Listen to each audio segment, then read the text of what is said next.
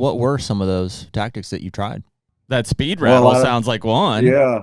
The speed rattling was like kind of crazy. I just came up with it because I just wanted to turn and burn. And I'd throw that out the window. You're watching too much Realtree Monster Bucks. Yeah, you're not turkey hunting. You're gonna just drive up to a piece of pelican and yelp at it, and you're like, nothing here. Peel out.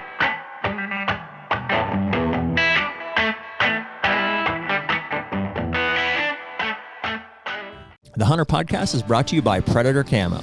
Man, this one feels good, right? I know people have been looking at this picture over your shoulder for a while now. I think that was 2018, but we just, over the last, how many years, keep coming back to Predator Camo because it's been so damn good for us. No doubt. I think we bought our first set off of Jen at the Archer Trade Show almost 10 years ago. Yeah. And Jen's still with the company, and the patterns have only improved since then. They actually were recently acquired within the past couple of years.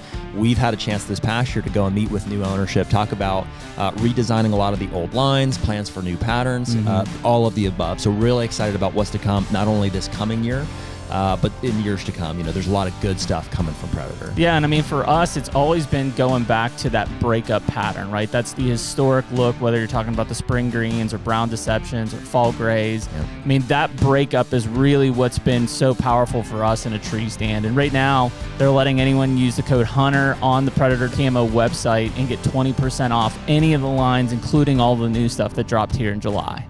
Be the Predator. And we're back. Ew. HUNTR Podcast, episode 293. Ew. Still December, early December. Oh, man. It's good vibes here today, Good vibes. I'm relieved after that real estate closing yesterday. It was a big one. We're starting to wind everything down for the end of the year, So that's what it feels like. Kind of come to what did the year look like? From a lot of different things, from the, business and life and family and hunting and... Yeah, it was funny. I'll do your part before we get into it. Hey, thank you guys for being here. Whether you're listening on Spotify, YouTube, or Apple Podcasts, those are the three main platforms we drop these episodes on. We do that every Tuesday and Thursday night at 6 p.m. Eastern time, at least through the duration of the season here. If you've written us on Instagram DM or the website, apologies on the website side of things. There's times where we're trailing on Instagram too, and it's mainly appreciative. It's mainly because everybody's sharing their Spotify raps with us. There you go. And so there's just a lot to get back. So working on it. Yep. We have some merch on the website. A lot of you guys have bought that stuff. I assume for Christmas gifts, which is cool. Or selfishly for themselves. Or for yourselves, either way. Christmas gift for themselves. It's fine. So it's fun to see you guys picking some of that stuff up. We do have plans. I don't know exactly what for, but to definitely expand on some of our merch offerings and stuff for next year, and then maybe some incorporation of some partner stuff there as well. Yeah. We'll shift to, Spotify or a Shopify website there and stuff. So some cool things coming there, I think, in next year, 2026. In the meantime, you can use code HUNTR, HUNTR, on any of our partners' websites for a discount in some way, shape, or form. A lot of good deals still going on for definitely, and time to get some of that stuff too. I know a lot of the Predator stuff I think is actually selling out, and that's cool. We ran a lot of that stuff this year here. They have some new stuff coming for next year. So. Yeah, that's the big thing is if it's running out of inventory, it's probably because we're working on improvement models for 2026. Yeah, so there's some of that, and I would definitely, while it lasts here, I would use that code on some of the Lone Wolf stuff. That's a one-time code for I think it's 10%. 10%. Mm-hmm. So just use it while it's there, and then we'll probably we'll mix that up what that looks like there for next year. So, anyways, you can do that, and in the meantime, here we go. Like I said, early December. Shout out to the Backbone Coffee guys. It's kind of funny. I don't know. Actually, they reached out to us on Instagram at one point and sent us some coffee. And now every month, I've seen that. They just I just get a notification that says your coffee's on the way. That's cool. So it's pretty good. Is that what we're drinking here? Little graveyard shift today. Yeah, nice. Yeah, I've already had 4 espressos. So you're pretty jacked. You come think about making coffee. I'm like, yeah, I'll take some. Well, I want to shake. Typically if this was August, you're like, I'd be, it's hot, it's humid, it's nasty out, but it's it's wintry out. So definitely feels like an extra cup or two today. I got my my fuzzy on today. Feels like an extra cup or two kind of day. So anyway, shout out to those guys. It's cool that they just new bags show up every month. I'm like, all right, very cool. Good. Coffee's a big deal. for us. I saw something the other day. It was like, would you take $1 million if you could never drink coffee again? And I don't. That Yeah, I sounds would. like a lot of money. $1 million? It's a lot of money. I'd find other things to drink. Yeah. Now, if it was like no caffeine ever again, like I don't know about that. That might be a problem. That might be a problem. Mm-hmm. Yeah.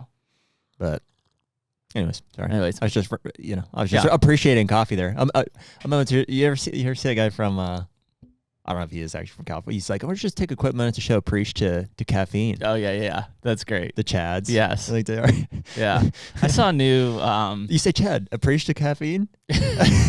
I saw a new Tim Robinson skit the other day, and it was just like, Dude, that is hilarious. just great. It was like talking to his brother in his bedroom, and it was Oh like, yeah, that's like back real nice. he's like, I'd be really good at advertising. Yeah. And he's like, you don't know anything. Yeah, put your deodorant. The stuff I got you for Christmas. Yeah. Good. Pack it up. You don't need your slip-knot mask. I've seen them all. Yeah, I they're do. The shower. Yeah, it's funny. So, anyways, yeah, it's mid-December. We're kind of in that late season grind. And so, normally at this time, we're also kind of reflecting on the season. Not that it's over yet and we're throwing in the towel, but it's good to kind of look back and see what things have been going on. We talked about that with Allie and Nick here, recently. And so we've got Rendell Erik on today. To bring it home. And I think we just needed to feel good, and Rendell always makes us Rendell always is a good feel one. good. Not in the sense that but it's just he's a good personality to have in camp. So to speak, we just know that Rendell's grinding like we grind. Yeah. So like when there's a chance for us all to just settle down, like he just said, he's like, I just got back from Kansas. Like it's like I feel it, man. I get it. Yeah. I get where you're I won't at. put words in his mouth, but I was like, "How you doing, man?" He's like, "I'm fucking tired." That's what he said. Yeah. I feel it, man. Yeah. You're like a rut-worn buck at this point. You're like, I just want to have a Definitely. little coffee, a little food, take a little nap, Definitely. and suck it in. So anyway, so we got Rendell on today. We'll kind of just go through a bunch of stuff, and that's always good. So let's bring him on. Howdy, how y'all doing? Dude, You don't even you look don't look tired. right, Warren. Yeah, you look good, man. Yeah. I'm ready to go. 24 hours. You shaved for this, didn't you? Yeah, I did. Right on. Put me back in the game, coach. I swear I'm good. Yeah, I'm probably going back for more punishment after rifle season's over. So. Dude, you look like you're ready for like a September 1st opener, man. You're ready to roll. Yeah, man. Fresh. Yeah, fresh. Is Kansas one of those states that you can't use a bow during rifle season? You can if you wear orange. Okay, you can. Yeah. Iowa's the one that we talked about here this morning that you can't. Yeah, you can't use bow here during only late season muzzleloader. Gotcha. That makes sense. Interesting. And is it gun season officially now in Iowa? Starts tomorrow. Tomorrow. Okay, what you going after him? You gonna make him pay? What's the plan? I'll probably wait till late season for here. Just a little recovery here. Yeah, I need a break after Kansas. Isn't it funny how that happens, man? It's like, and it could be tomorrow. You could wake up and be like, screw it, I'm going after him, But like just in the moment, it's like, oh, I'm tired. I'm tired right now. Yeah. I've thrown the whole bag of tricks at him, and man, it's brutal. Ugh. Yeah. Well, dude, tell us about that a little bit. I mean, you and I have like kept in touch over the season, but like not where, but like what was the deal in Kansas this year? Were you hunting a place that you've hunted in the past there, or is this like just tell us a little bit about the situation down there? Yeah, I hunted there last year. I drew that area, same area. I didn't have any points. I just tossed it in there, Nice. and I randomly drew it again. So I felt like I had a good grasp on the area, but I literally don't know what happened because I talked to lots of guys in that part of Kansas that we were kind of in, and no one's seeing any deer. Like no. Well, really you must have been deer. where we were at. He was. Yeah. He wasn't far from us. Oh, okay. Yeah, I wasn't far. Yeah, well, dude, that was honestly, we heard that during that week, which for us was the week before Thanksgiving. We're just like checking in with people around the state, and I mean, just not a lot of deer sightings, like pretty abysmal hunting. Yeah, super low deer density. I mean, I'm in EHD graveyard of Iowa, and I thought Iowa was better than where I was at in Kansas. Yeah. That's pretty bad. That was kind of my thought process, not from like, and I didn't do any like back research to look, but like I felt like that area had to be smoked in the last 2 years from EHD.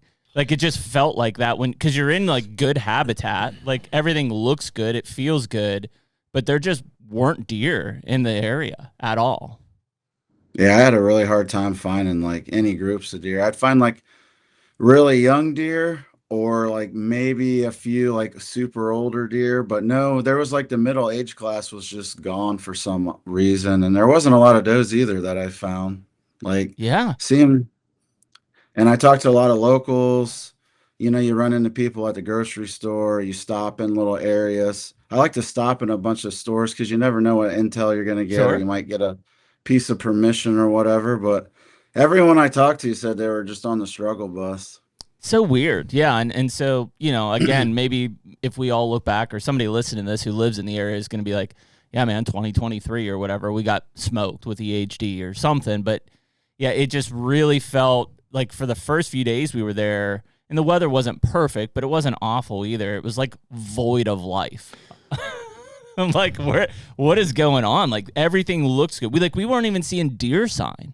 Well, I'm curious, did we overlap at all? So, I mean, we were there just for the week before Thanksgiving. Were you there that week and outside of that time frame also, or when were you there?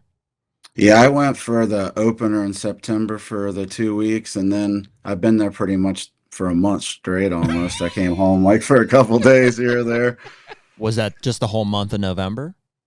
Yeah, I pretty much I shot my Iowa buck on October 22nd ish. Okay. So after that, I kind of took a couple days off, and then I went down to Kansas, which probably a bad decision on that. I should have went somewhere else.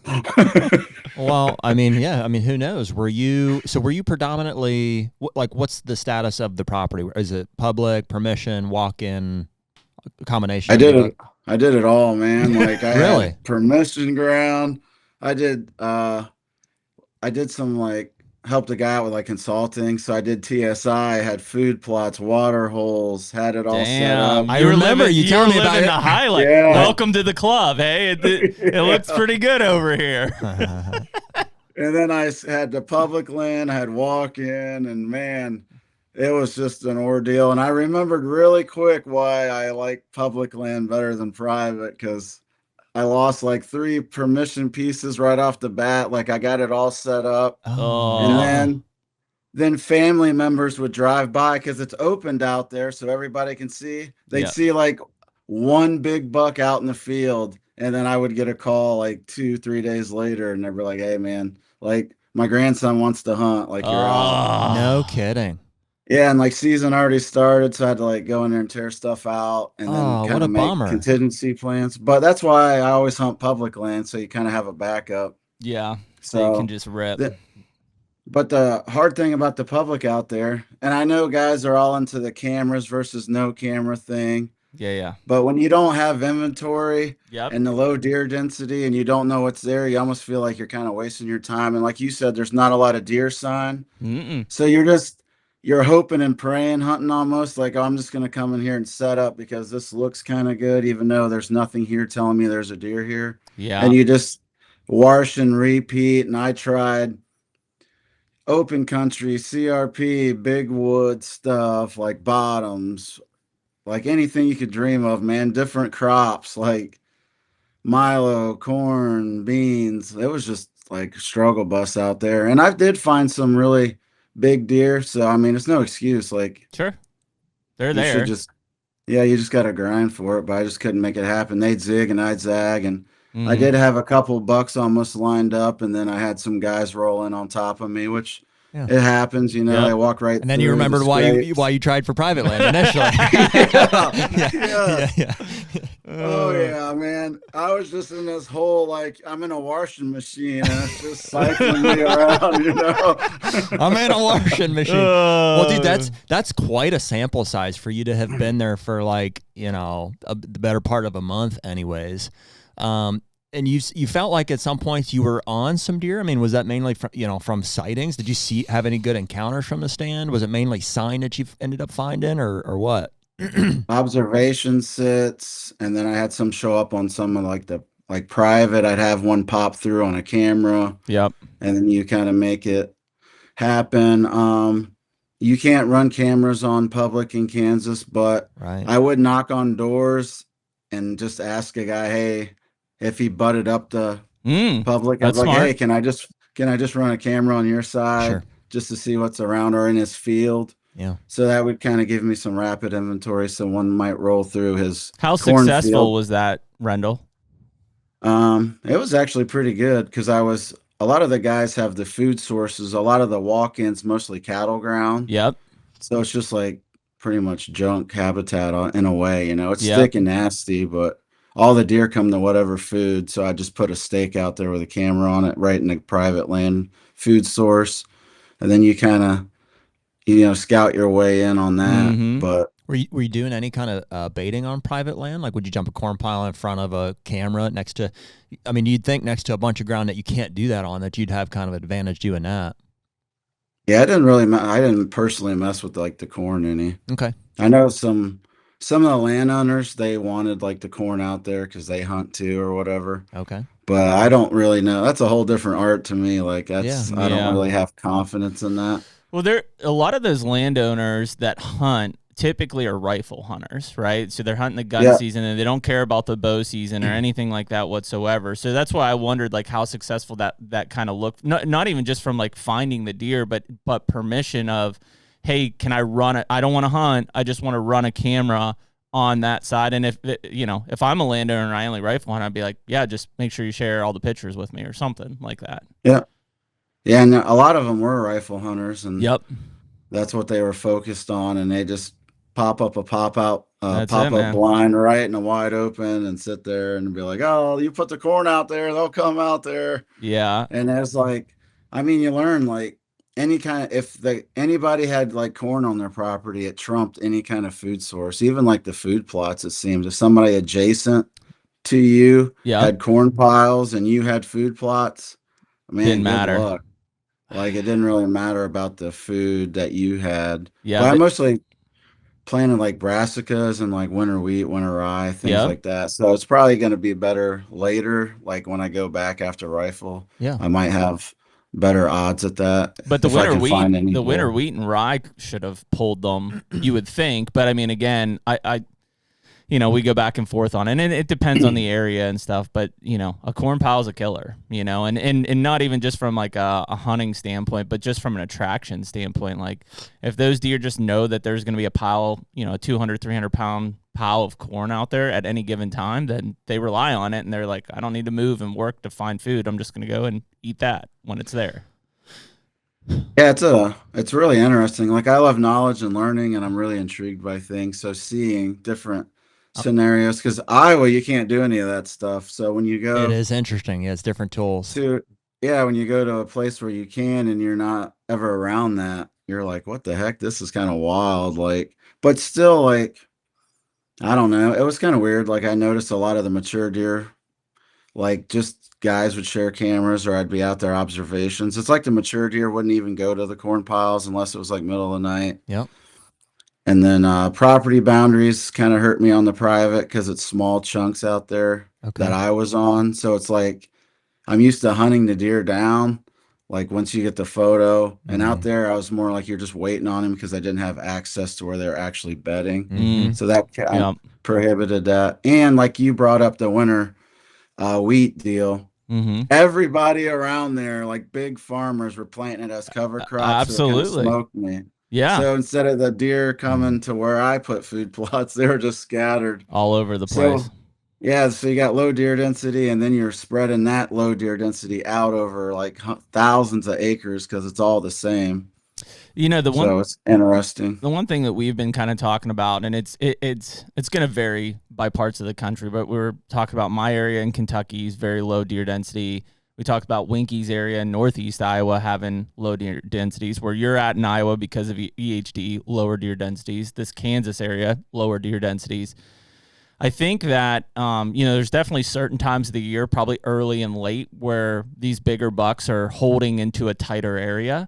But that middle part of the season, the meat of the season, let's say from mid-October to, I don't know, now even, or very close to now, I think those deer just having to cover so much ground to like mark territory and then find does, because in a lower deer density, it's just there's so much room in between does and doe groups, basically. So what it seems like, at least, and this is just my experience in a couple of spots, is like I might get that deer on camera fairly consistent, whether it's nighttime or daytime activity.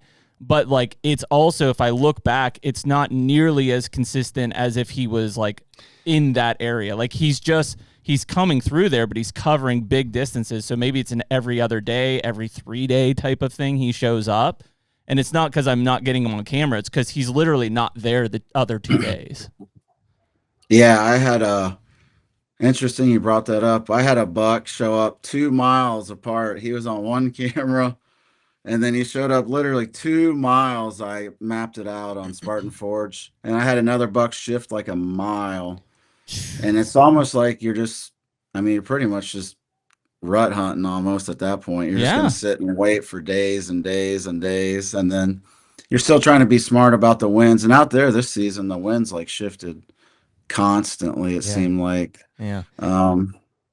So yeah, to me, I like Kansas September or late. The last 2 seasons, I've seen most of the deer in daylight in September and late December.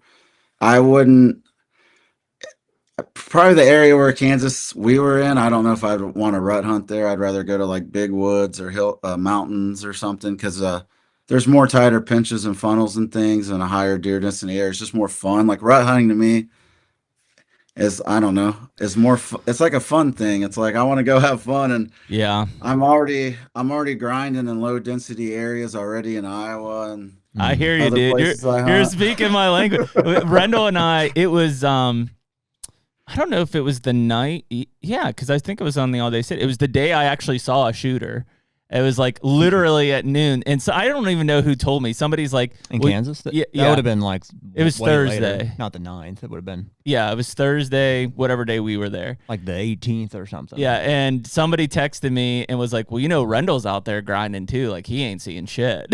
And I was like, oh, okay, I'll text Rendell. Yeah. So like it was like noon, and we're sitting there texting. You texted, because then you texted me. You texted us about something that day. What was that? Yeah, I don't even remember. Just to see if we were seeing anything too, probably. Yeah, we're just checking in. I think it's because I sent you that picture of my Iowa buck. You did. You never replied. Okay. So I messaged you back, just like, hey, you're like, hey, Dipwad. Yeah, respond to me. Yeah. Notice me, senpai. Notice me. I was texting with him, and we were like, yeah, we're not seeing any deer. And then this 1-year-old comes in, and that's the one that caught my shit pile. Yeah. And he got it basically as soon as he hit it, it was like somebody kicked him in the face. And so I was like, yeah, that's kind of how my week's been going out here. But it was like whatever, 2.5 hours later that shooter came in and stood behind me for 30 minutes or whatever. And see, that's where, because we were only out there for a week, and we ended up having some really good encounters. So like, I'm just curious. I'm going to keep digging for like what you learned. Like, did you end up did you find some deer that were like, like, did you find some big deer? Did you run many cameras kind of like as you were bouncing around there, or where'd you kind of like land on stuff? Yeah, I found, I don't know, probably 4 shooters probably. Okay. When you say shooters, like 160? There's probably, there was a couple that were over, probably 2 of them probably 170s, and then the other 2 are probably like 160-ish, I bet. Okay. And then just dinkers after that, like no like middle ground, like no, like that 125, the 160. I didn't really find hardly none of them at all. It was like that's feast or famine. That was interesting because we, for whatever reason, whether we like manifested it in our head or whatever, it was like we were thinking like normal Kansas. We're gonna come out and there's gonna be, I say a bunch, translate that to whatever you want.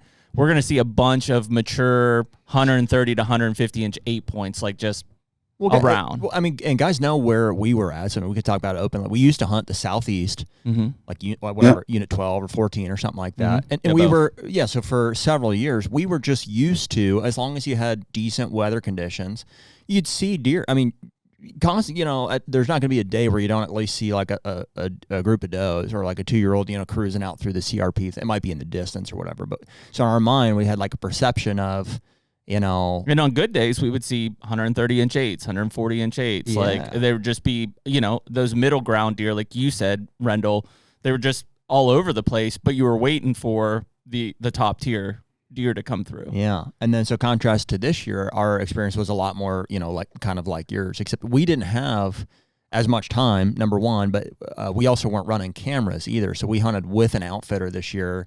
And so, guys have heard us talk about the situation, but basically we were, the arrangement we had with him was that we, Jeremy and I still wanted to do most of our own, whatever, work, scouting, excluding some things because we weren't going to come out and run cameras. Well, to Rendell's point, it was like we had 5 days.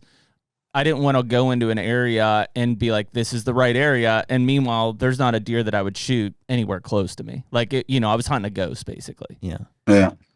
Yeah. Well, and just so to finish that up there, the arrangement was, and then the outfitter was going to basically treat our dads and my Uncle Dale as clients. Like they fully would outfit them, take them to the stands, which would give Jeremy and I time to focus and do what we're doing, which did work. I mean, that worked.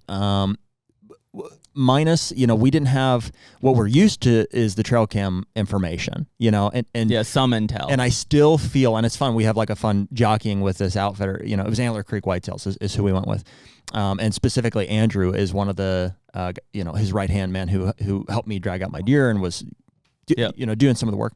He and I still are jockeying. He's like, see, here's why we don't share trail camera pictures and this.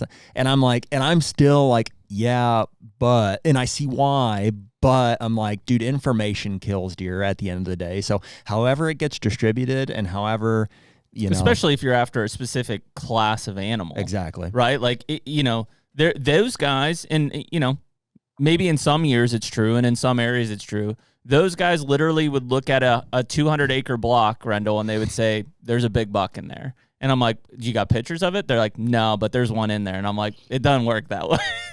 Yeah. I wish it did. I wish that every 200-acre block had a big buck in it, but it just they're not just plentiful animals, which is why we're chasing them. It's hard to know to say that definitively is like we don't know. There definitely are areas where that might be the case. Okay. And also, and so what takes time to develop too is a relationship, so for the outfitter to, basically say, well, trust us.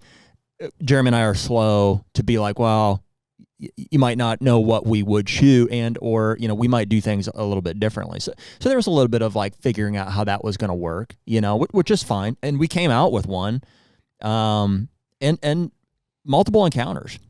It was interesting, dude. It was like the first 2 days, like we literally were like, dude, did we seriously screw up here? Like what's going on? Like we had 5 guys sit dark to dark, and on at least one occasions and see 0 deer. And we're like, how is that possible? In Kansas, like on the 3rd week of November, I was like, we've never done that. And then that was scary. And then on the it happened to me more than once. I know, and it happened to. There was multiple days where one or more of us didn't see any deer, but I'm talking about all 5. I'm like, that's crazy. And then on the 3rd day, my uncle had a mid-70s 22 to 24 inch wide 10-point step out broadside 20 yards just into a hayfield. And we're like, and he wasn't able to get a shot on it. Just he angled and walked right towards him, and then just whatever happened there. Go ahead. Well, not to interrupt, but just kind of the parallel. Rendell, you were there last year, right? Same area. Yeah. Same. More deer. Really? So that's what I was gonna say. Similar experience, but okay. See that way more deer, way more bucks. Like there was a lot of bucks that were missing, like never showed back up. There you go. So that's telling me that's indicative of EHD this year, right? And like you're also talking such vast country. Were guys finding them? I mean, that's what I'm saying. You spent a month there, and you spent a lot of time in the woods. Did guys find dead deer? Yeah, everybody I talked to, they had said they didn't find anything. I didn't find anything. But it's such vast country too. Like, but they did tell me that even the year before last year when I hunted, they said there was way more deer than 2. Like it's dwindled down the last 2 years. 2 years though, like how was that possible? See, and the only thing I'm struggling with is like you were there for a month. That's a pretty big sample size. You'd think you'd overlap with some good weather days, some good rut days.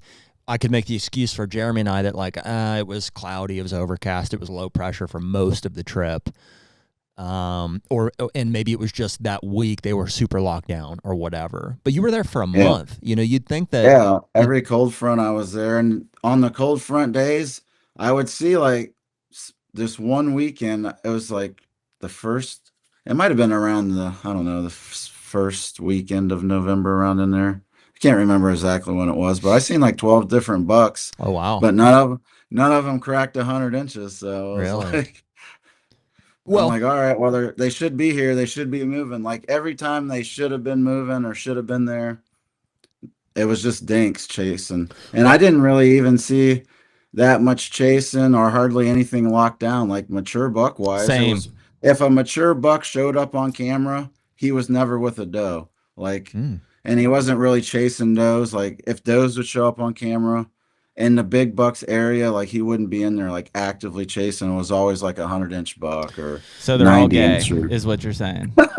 yeah. No wonder the population's going down. Like there has to be reproduction activity for them to continue to produce.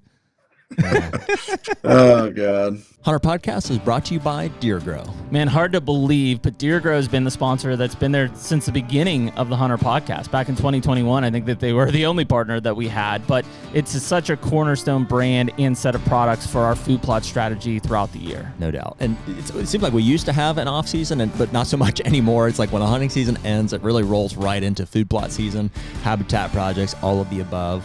And the Plot Start and Plot Boost have been there since the very beginning. That's a cornerstone for all of our plots. The Plot Start goes on at the beginning, Plot Boost goes on midway through. And since they came out with all of the fertilizers, that gets mixed in with the Plot Boost application as well. And I can't believe the results that we've been getting out of that. Yeah, it's been awesome. Like I said, it's all the work now that really produces the results in the fall. So right now, anyone listening to HUNTR Podcast can use code HUNTR, HUNTR, for 15% off any of the products at DeerGro.com. Better food plots, bigger deer.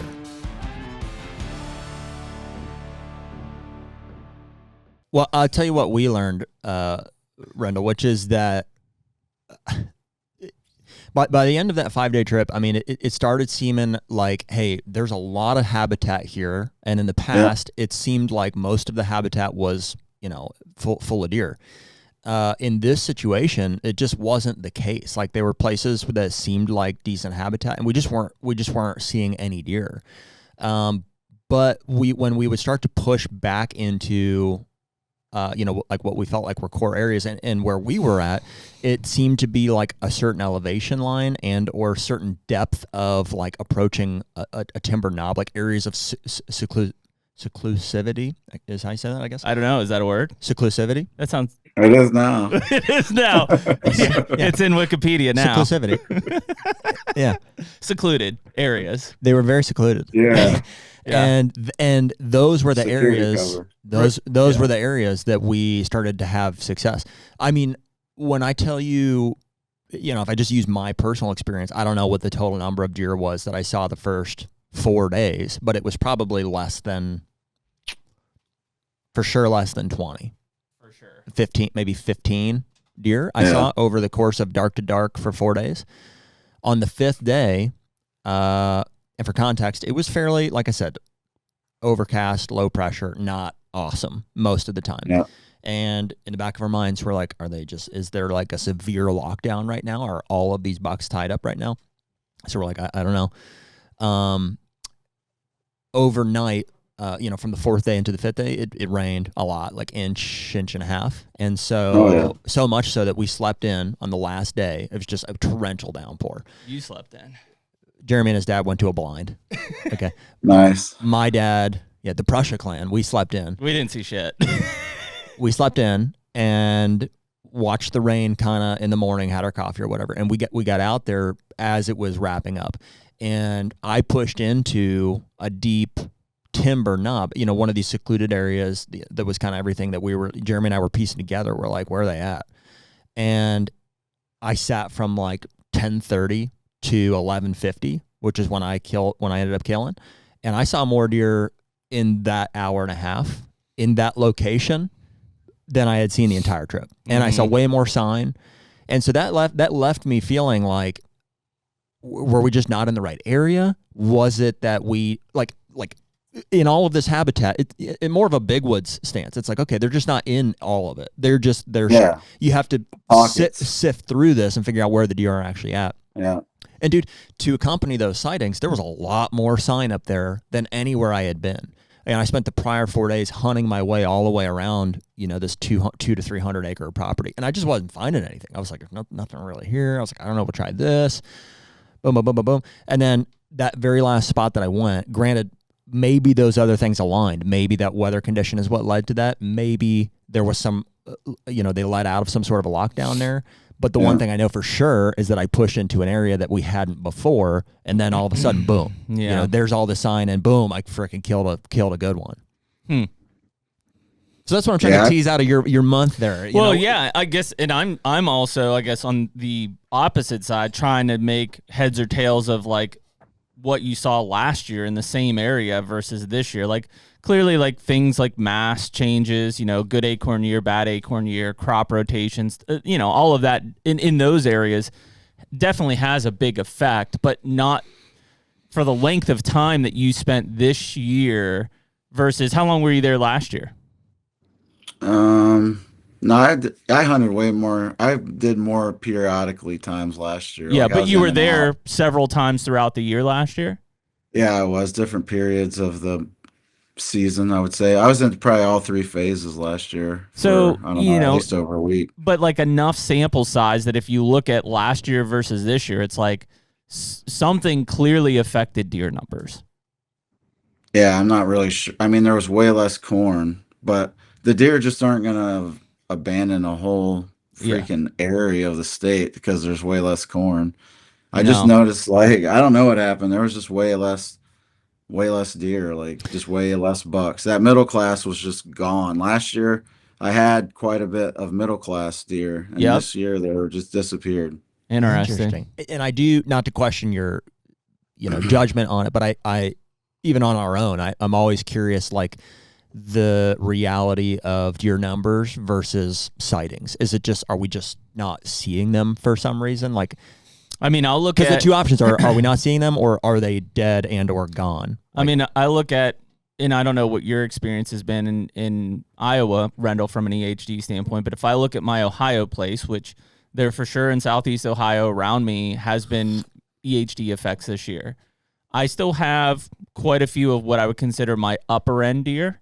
And I have a shitload of like 1-year-olds and maybe a 2-year-old, but that like 2-3-year-old class is like non-existent. All right, let me chime in on that. Here's just like a theory. 'Cause do we see that? I a little bit. I think in Illinois too. I mean, it's a little bit different everywhere else, but like I do wonder if there's some displacement even of 3- and 4-year-old bucks when you have that upper end deer. Yeah, that would make sense. Like they're not going to want to be there because they're not going to breed.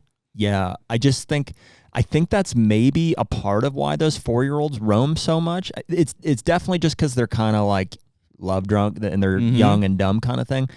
But I also think they're looking to like establish themselves, and they're finding a void. Where can I dominate? Makes sense.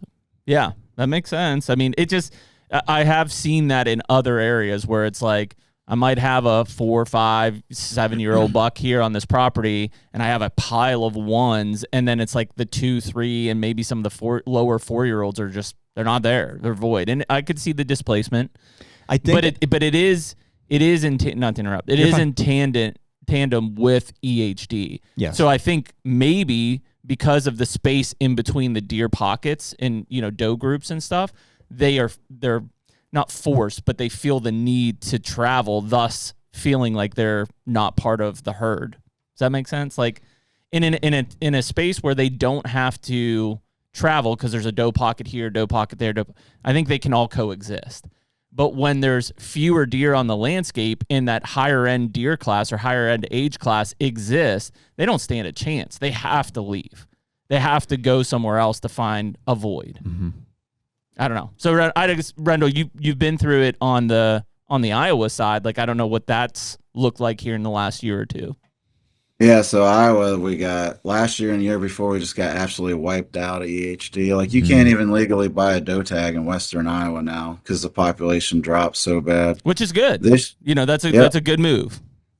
But I have not really seen hardly any mature bucks, maybe one on all the stuff I've been on in Iowa. And that's a on the lot. westerns. Yeah, I've been all over. I got tons of cameras and out loud all the time. That's crazy, glassing. dude.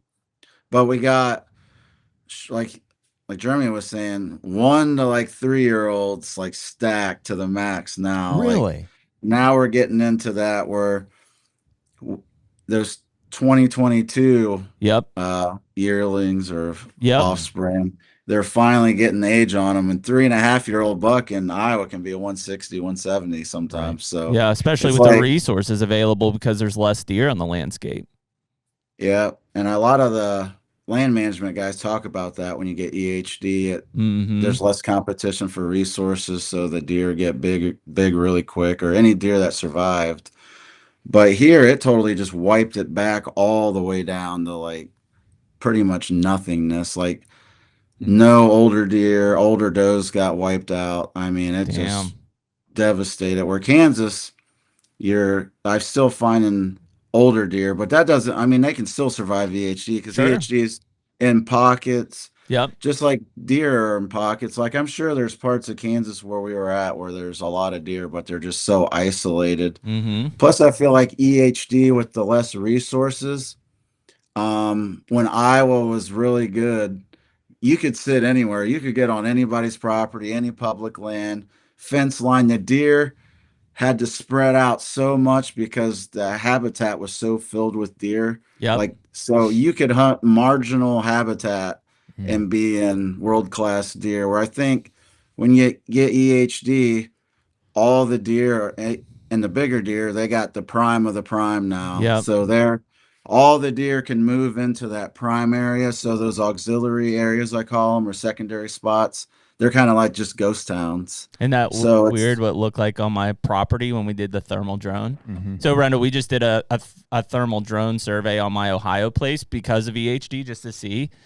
And we probably surveyed, I don't know, 1,500 or 1,600 acre area, and my farm's 230. And I would say conservatively 75, maybe 80% of the deer in the area were inside my boundaries. And it's because, like, number one, I just had a hard select timber harvest 2 years ago, so I've got really good browse. I do have some food plots, but the drought kind of wiped them out. But I also don't hunt it very much. Like, the pressure is super low on it versus some of the area around it, whether it's private or public, gets hunted, gets pressure. And so, like, if you zoomed out from a map and you looked at that and you're like, whoa, like maybe the herd isn't what it was, but if they exist on my property. Now, they clearly are going to move on and off of it, but just from a snapshot standpoint, to what you're saying there is like those deer gravitated to the best of the best habitat because there was a void there, right? There was less deer on the landscape. Yeah, and I find that they gravitate more towards superior bedding. Yep. The best of the best bedding is where that makes the sense. deer are going to move into. So, like you're hunting small properties out there, like the boundaries really hurt you if you don't have prime bedding. And nothing I have in Kansas has prime bedding. It's more just food. So really, it's kind of tough. And I mean, there's all different tactics you can employ. Like, everybody's, it's the rut. You got to be in a tree. You got to sit all day. So a lot of guys get that in their mindset. So they don't even scout that much. Then you got other guys turning and burning like crazy. Yeah, just burning spots. Yeah, they're just moving too much. And I did a mix. I actually started doing I call it speed rattling. It's like guys will coyote hunt, Yeah. They show up for 20 minutes and they're gone. Yep. I would just go to walk in. I would run into walk in. I got these giant, like 195 rattling antlers. I had a guy make me the carved guy. And I'd just go to war, man, out there just raising all kinds of hell. And I'd wait 20, 30 minutes and just keep on going. I did that freaking awesome, dude. Well, dude, I will say, interestingly enough, I mean, a lot of guys are skeptical about whether you can, especially of rattling, but I would say just as much calling in like a big mature deer. And that deer I killed in Kansas this year definitely came into a blind grunt. I was ripping on that. It's a Primo's, it's a buck roar is what it is. It's not just like a, it's a roar. And yeah, that's classic, man. it's The original classic. one's the best. Yeah. That's it, dude. And so I was covering up some does that were blowing at me. Like they just were down in this whatever pasture behind me, and I just got on there and ripped. And not 5 minutes later, here this buck that I shot came with another 2 or 3 year old. They're just both coming down the ridge here to, kick my ass here, basically. So that had me feeling like, because there's been times even where I'm like, I don't know, I don't want to make myself known here. Because they're going to try to get downwind of you normally. Yeah. Like if it to see that, to check it out. Yeah, so it probably comes down to a spot. There's spots. Yeah. But I mean, in Kansas, from a rattling side, I mean, that's the one place. If I'm going to rattle in a big mature buck, it's in Kansas, right? So I guess if you did that, and like, let's say you even rattled in, I don't know, a 2 or 3 year old, did you then say, okay, there's deer here, I'm going to stick it out, or what was the strategy? Yeah, even if I rattled in younger, he's the guy that shot it. What are you talking about? I did rattle in small bucks. They'd come in there on a beeline, and I was conscious of the downwind thing. I'd put roads behind me. Yep. I'd literally just run in 50 yards from the parking lot and then work my way deeper. Sometimes it was a bigger piece or some kind of cliff, creek. Like I would look at the terrain and kind of judge where I could pivot where you couldn't really get downwind to me. Right. Yeah, so I tried that, but I never got like a mature deer to come in. It was and just even little that bucks. is weird, right? Like, I mean, I don't know how long you end up doing that for, but like, again, it's Kansas, and I'm not even talking like a giant. I'm just talking like 140-inch 7-year-old 8-point that exist on the Kansas landscape. Like, well, we get it though. I mean, to put ourselves back there on day 2 or 3, I mean, it was like, what's going on? It was here? desolate. Where are these freaking deer?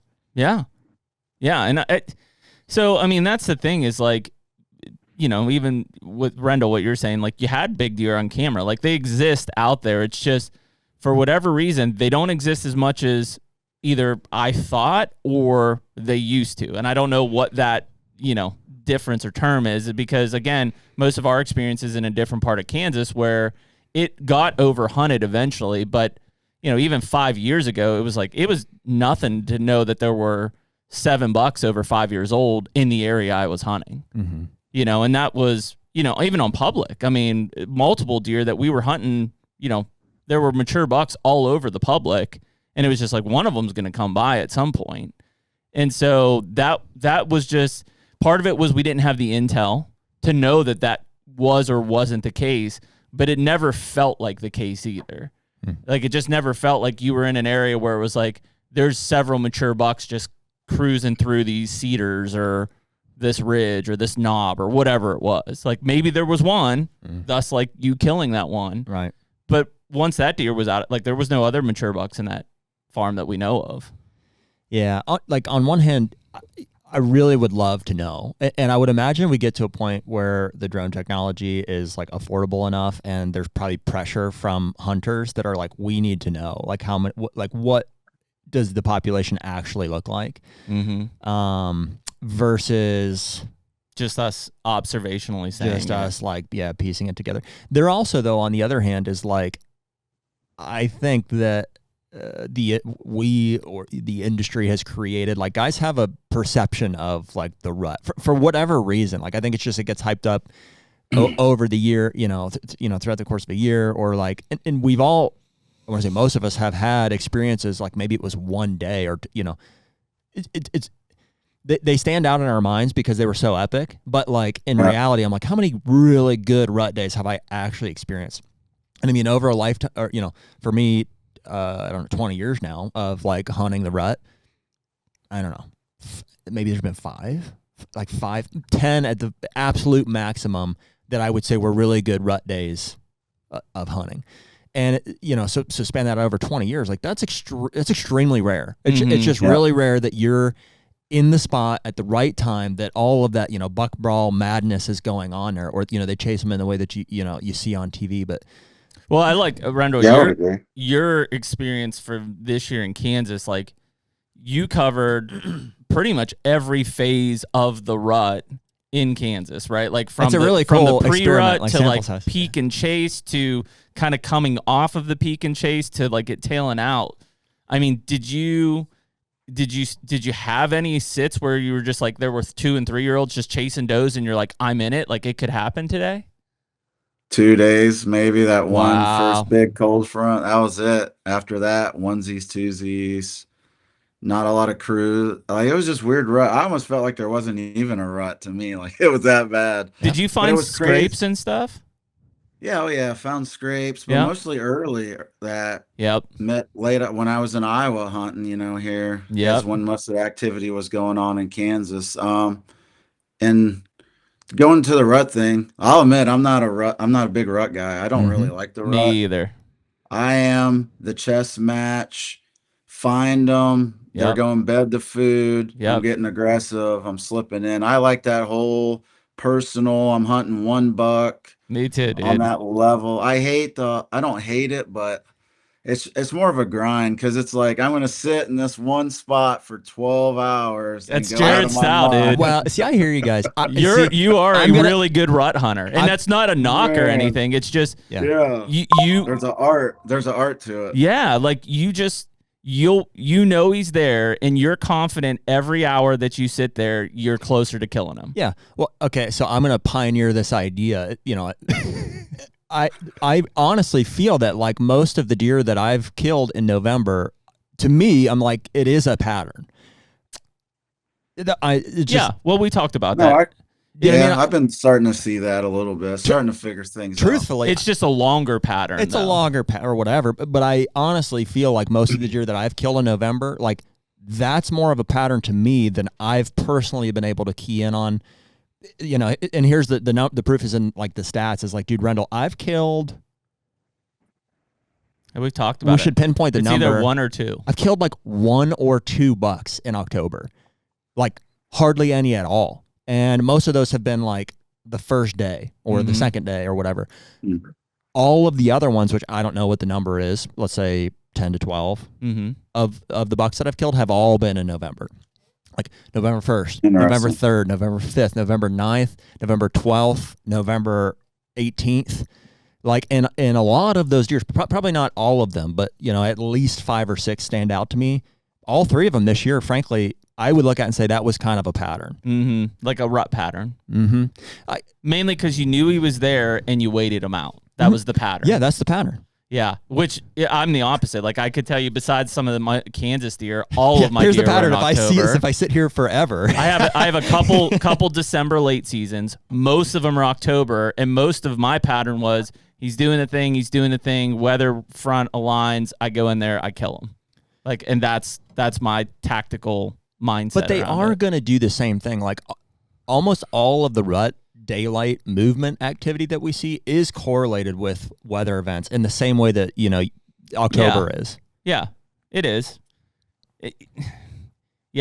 There is a time investment there, and maybe Rendell and I just don't. And I've been open about it. I just don't have the patience I think for that- it I either. think Like that- I think I that's can't all- sit the same stand for 4 or 5 days in a row, thinking And not see a deer. Well, yeah, and thinking every Why not, hour though? I'm closer to killing him. Like to me, the longer I'm in a spot, the more I'm screwing it up, the less likely I'm going to kill him. That's just my mindset. Well, and I understand that, and that is probably true in September, October.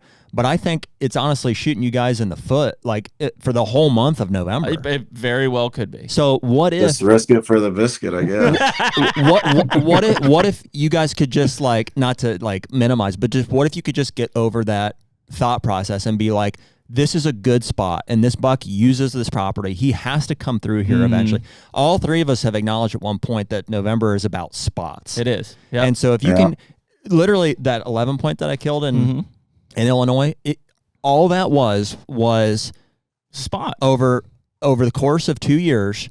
Every time that we've seen him or got a picture of him, I'm like, it's here. Okay, here's a box. Okay, there's a tree stand in the dead center of that box. I'm going to sit there for 4 days. Which we didn't hunt hardly at all since we've owned the farm. Yeah. Because we were just like, I mean, they're there, but not that much. Yeah. Meanwhile, it was probably in the core of his movement. It was exactly it was probably the only spot you were going to kill him. I mean, yeah, in theory. in theory.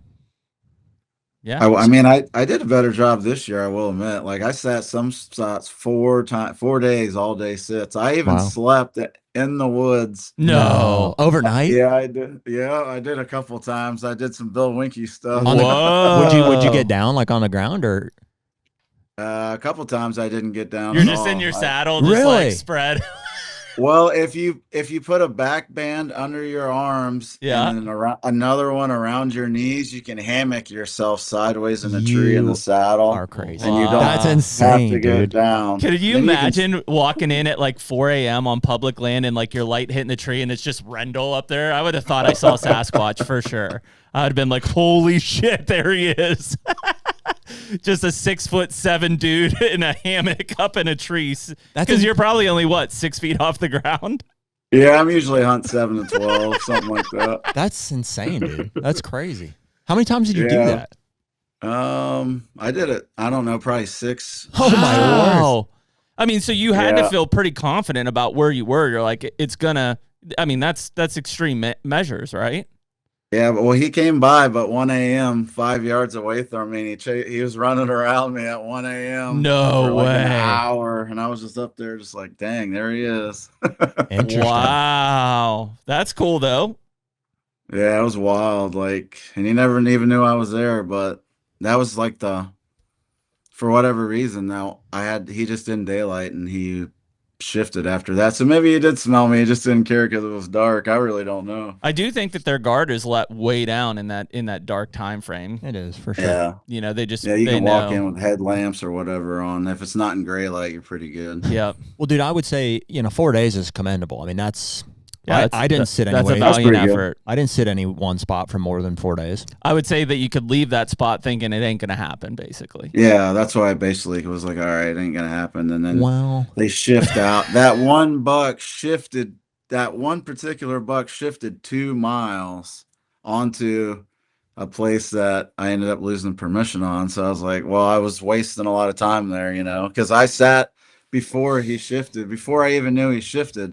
I was in there hunting him still, and then he shows up 2 miles away, and I was like, well, that's probably why I wasn't seeing him. The HUNTR Podcast is brought to you by Hoyt. Should be no surprise to anyone listening to this that back with Hoyt another season. I'm actually going to be shooting the AX2 aluminum this year. You traitor. But you're still going RX9. Yeah, blacked out as always. Blacked out. Yeah. Big surprise for 80 everyone. pounds. Big surprise. Yeah.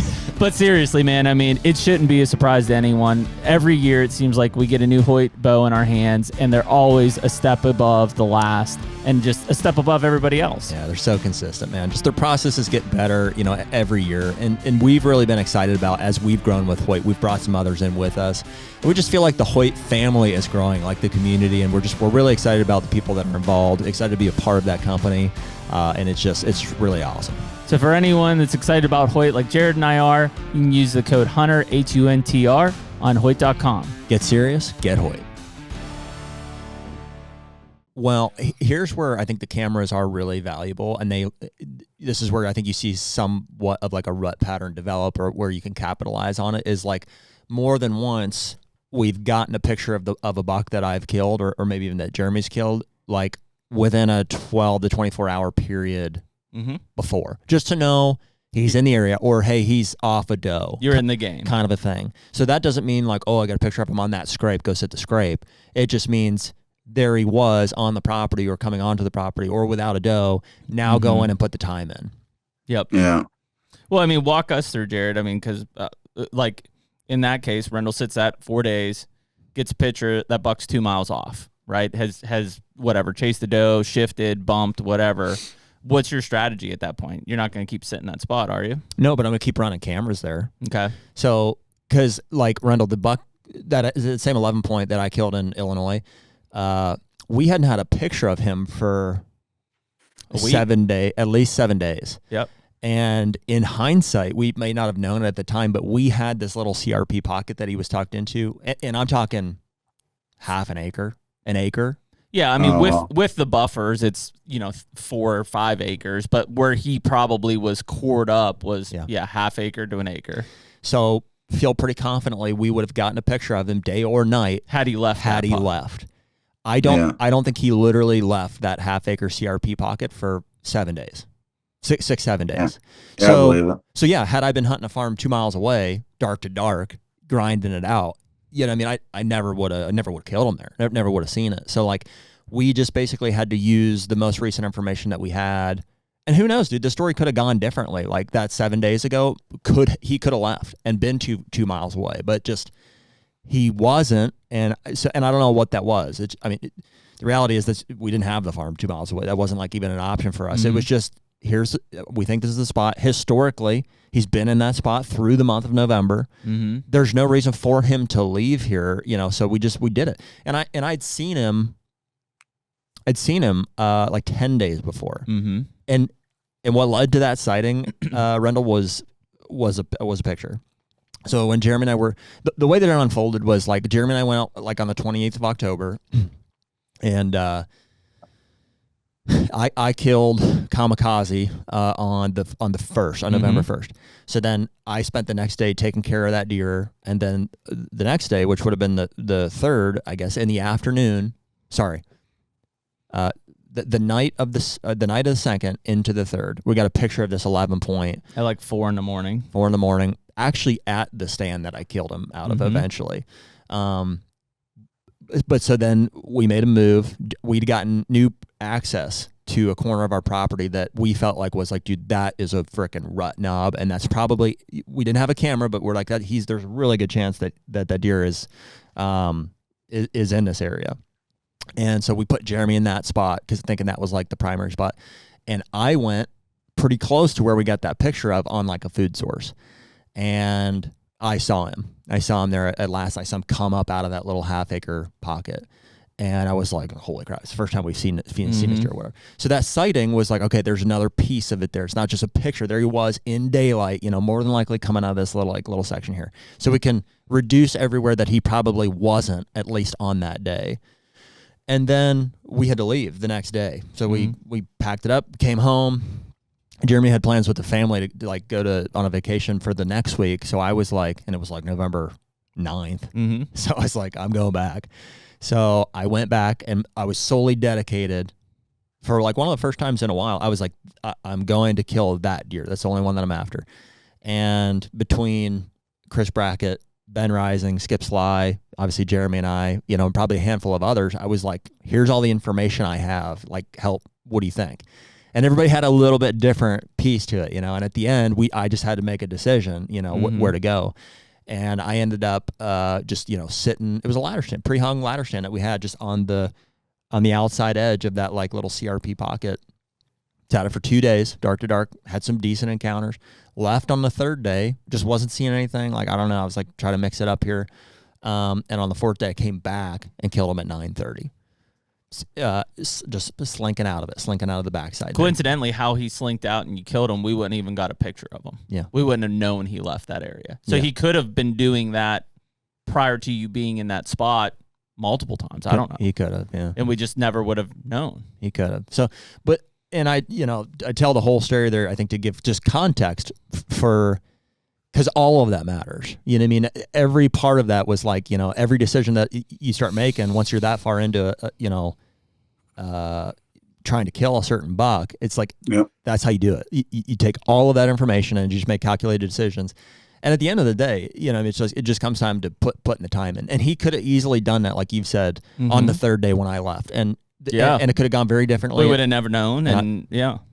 We might not ever know. Yeah. So, but that's why I learned so much from killing that deer, just because we killed him. We killed him, and I was like, okay, now we can reflect and learn everything about what we think killed him, and try to take and apply that to the next thing. Well, we just talked about it in hindsight too. We're like, that deer the last 2 years, well, especially last year, he definitely lived on our property a lot, but we never found his sheds. But also, we never shed hunted where he had been living.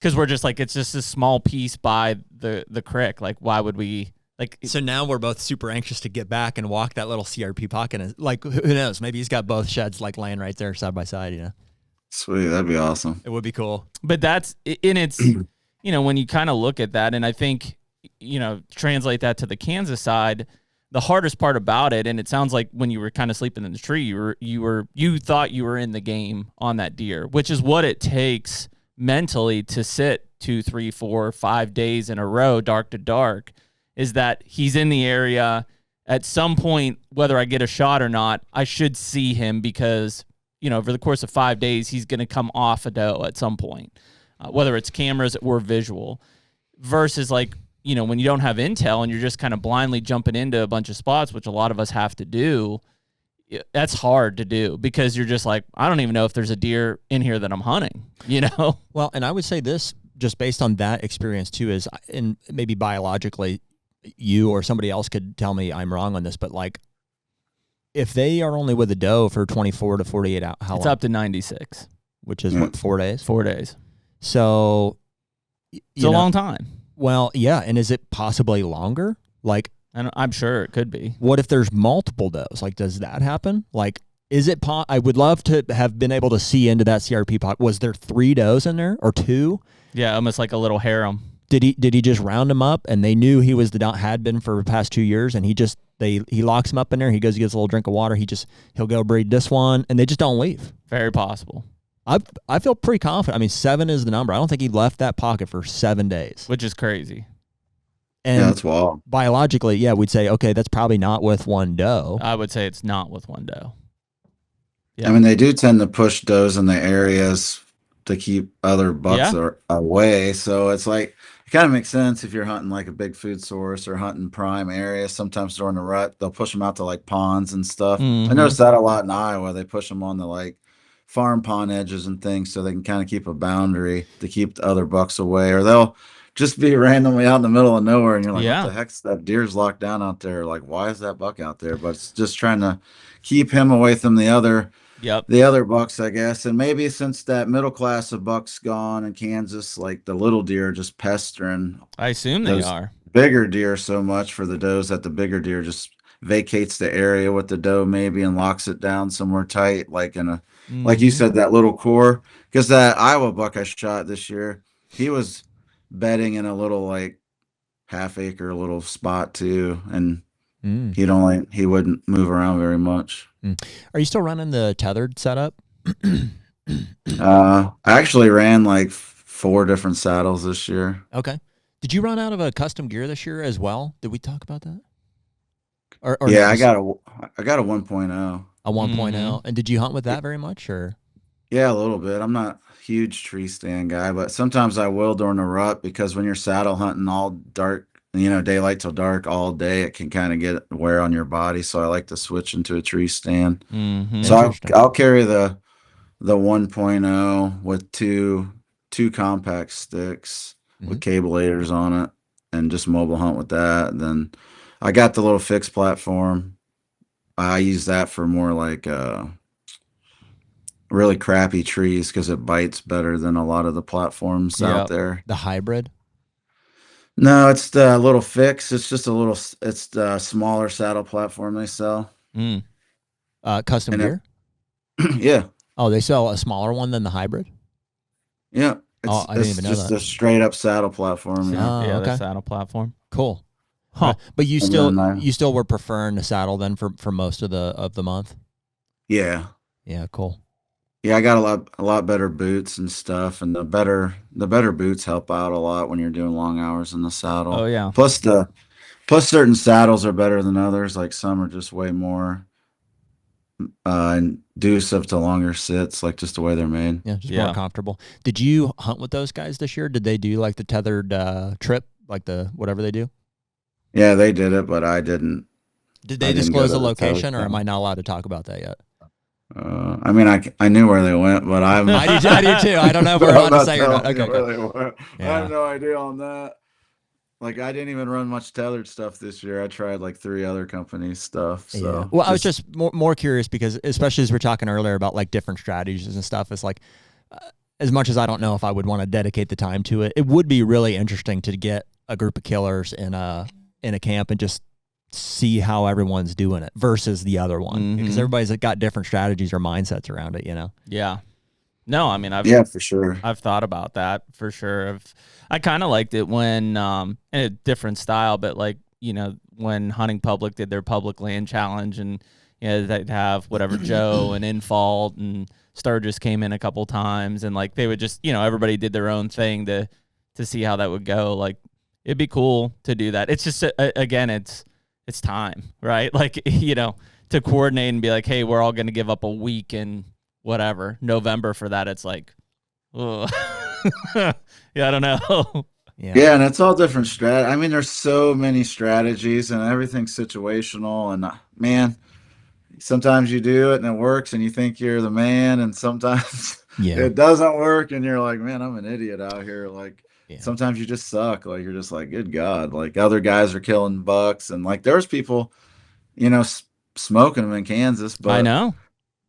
even in the kind of areas that we were in. But I noticed that most of it, when I hit up a guy, I'd see a guy get one on social media and I just hit him up and be like, hey, just you're looking for some breadcrumbs or just trying to figure out the puzzle, and they'd be in like southeast Kansas or like totally different part than I was. And all the guys where we hunted at, there was a lot more guys that I know that hunted in the areas that we were in, and they struggle bust too.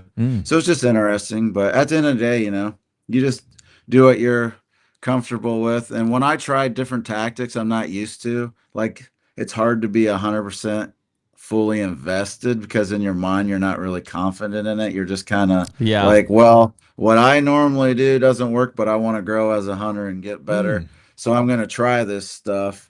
And then that kind of limits you a little bit, because you might not know the nuances. Yeah, you're out of your element. You need to know. Yeah, exactly. What were some of those tactics that you tried? That speed rattle sounds like one. Yeah, the speed rattling was like kind of crazy. I just came up with it because I just wanted to turn and burn. And I'd throw that out the window. You're watching too much Realtree Monster Bucks. Yeah, what's happening. you're not turkey hunting. You're gonna just drive up to a piece of pelican and yelp at it, and you're like, nothing here. Peel out. When you're desperate, you never know, man. He's just out there slamming his truck door trying to get one to sound off. Yeah. Hey, you try anything sometimes. I abandoned that pretty quick. Like I did it pretty hard for a couple of days, and then I sporadically did it. I just wanted to see if it actually worked. It was just a theory I had. Yeah. Okay. What else? What other tactics did you try this year that you weren't as comfortable with? Hunting private land, food plots, water holes. Okay. Which, again, from the outside looking in, you would think, like, this is where I need to be.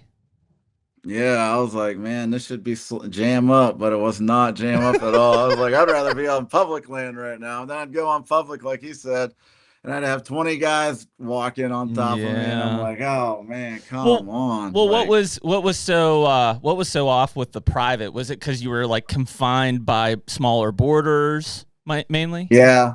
Small borders really killed me. Not having good bedding. Yeah, you had what you had.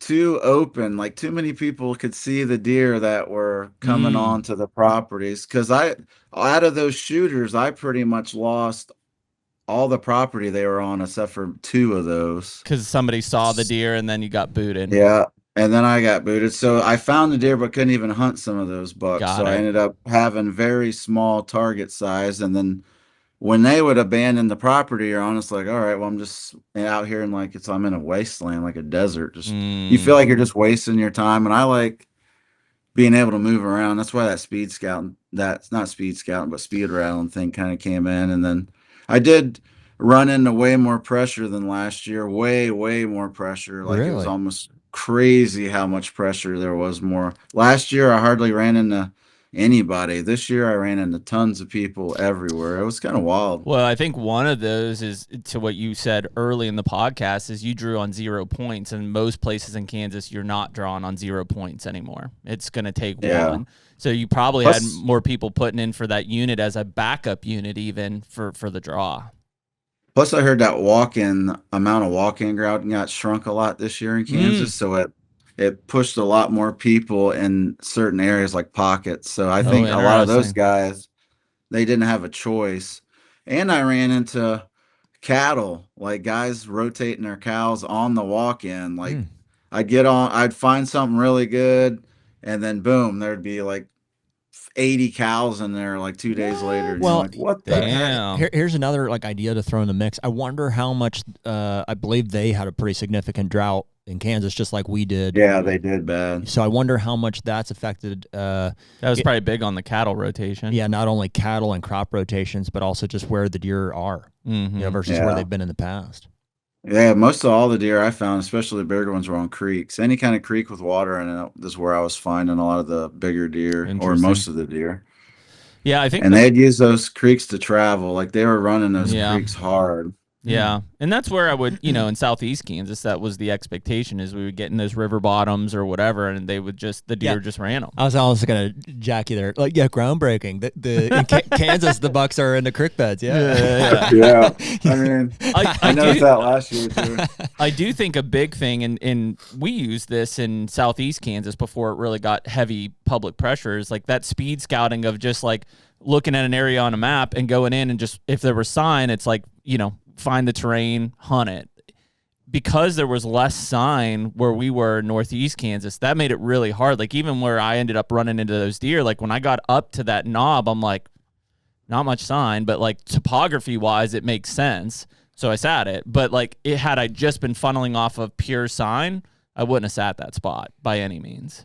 There just seems to be a difference, like, and it's hard to tease apart, but like, forever I've just thought, like, and it's easy to do this, I think, like, to think like on a micro level, like you just think like that deer are a part of the landscape, in the sense that I'm always the mindset of most people. Yeah, that's I'm why always they don't care about.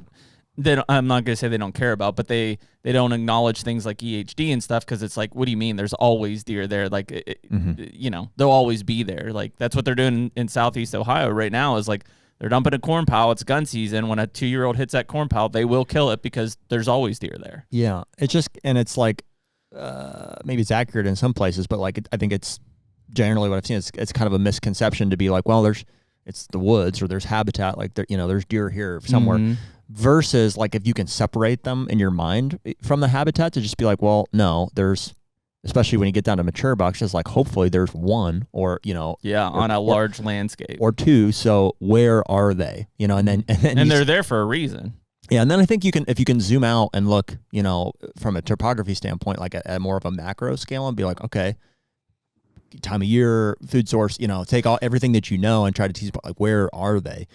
That, I think, is how we found them, and we did find them. We did find them. So, I mean, I just think but we had 5 bodies, multiplied by 5 days, like, to find them, which is an advantage in some cases when you can't find them. Well, and I just think that all of us are aware of all, we get this stuff, but I think a lot of hunters, like 90% hunters, are like, I don't know, I just go in the woods, I try to find a good spot, and it's like, it's a good way to waste a lot of time, when you think you are a part of the landscape, versus, well, no, it's a limited number, and there's somewhere you got to go find it. With a purpose. There's somewhere with a purpose. Yeah. Yeah, I agree. Yeah, and then man, the whole mental side of things, and what you should have done and what you shouldn't have done. Like, I think you were hunted for a week. You had the small window. Like, you're just going to crash in there hardcore, where I got the whole season. And I think my mentality switched to, like, I'm going to hunt this like Iowa. I can hunt all the phases. I'm going to back off a little bit, make sure my winds are good. I don't want to get burned out. I'm going to kind of pace myself. I don't want to drive, hundreds of thousands of miles in a season. And then it's hard to, once you find deer, it's hard to break off of those deer. Like, sometimes I was a little more slow to go scout and run through stuff. Eventually I would, but it was almost like, man, I was like, I know these bigger deer, like, you just get locked in on those few bigger deer, like you said, and you just got to sit, and that works. I mean, you can sit 10 days in a spot, guys do it. And then finally he comes by the one time. Yeah. And then I don't think I'm really built for that. Like, I like to run around a lot. So 4 days for me was a lot to sit in one spot. It is a lot. Well, in fairness, dude, I've never done that. I've never sat more than 6 days in one spot, probably, for a certain deer.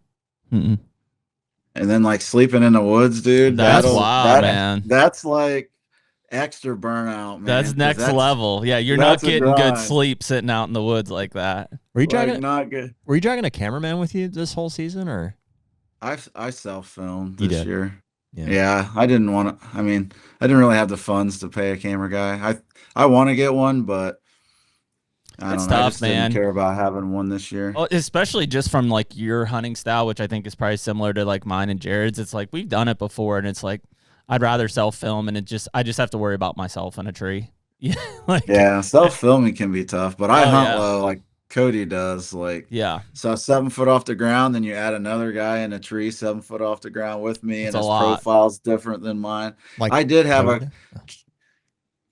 what's You up? said like Cody does, or just from a hunting low standpoint? Low. Yeah, Cody doesn't Yeah, bring a hunting cameraman, low, right? like Yeah. just hunting low. Yeah. Like in general, like me and Cody hunt similar, but he's doing tree stand, I'm doing saddle. Mhm. But he's doing the hybrid thing a little bit now, but Okay. I just straight up saddle low. So similarity, I'm just saying if you add another guy into that dynamic, Yeah, it's a I big think group. it would be a lot harder to get away with being that low.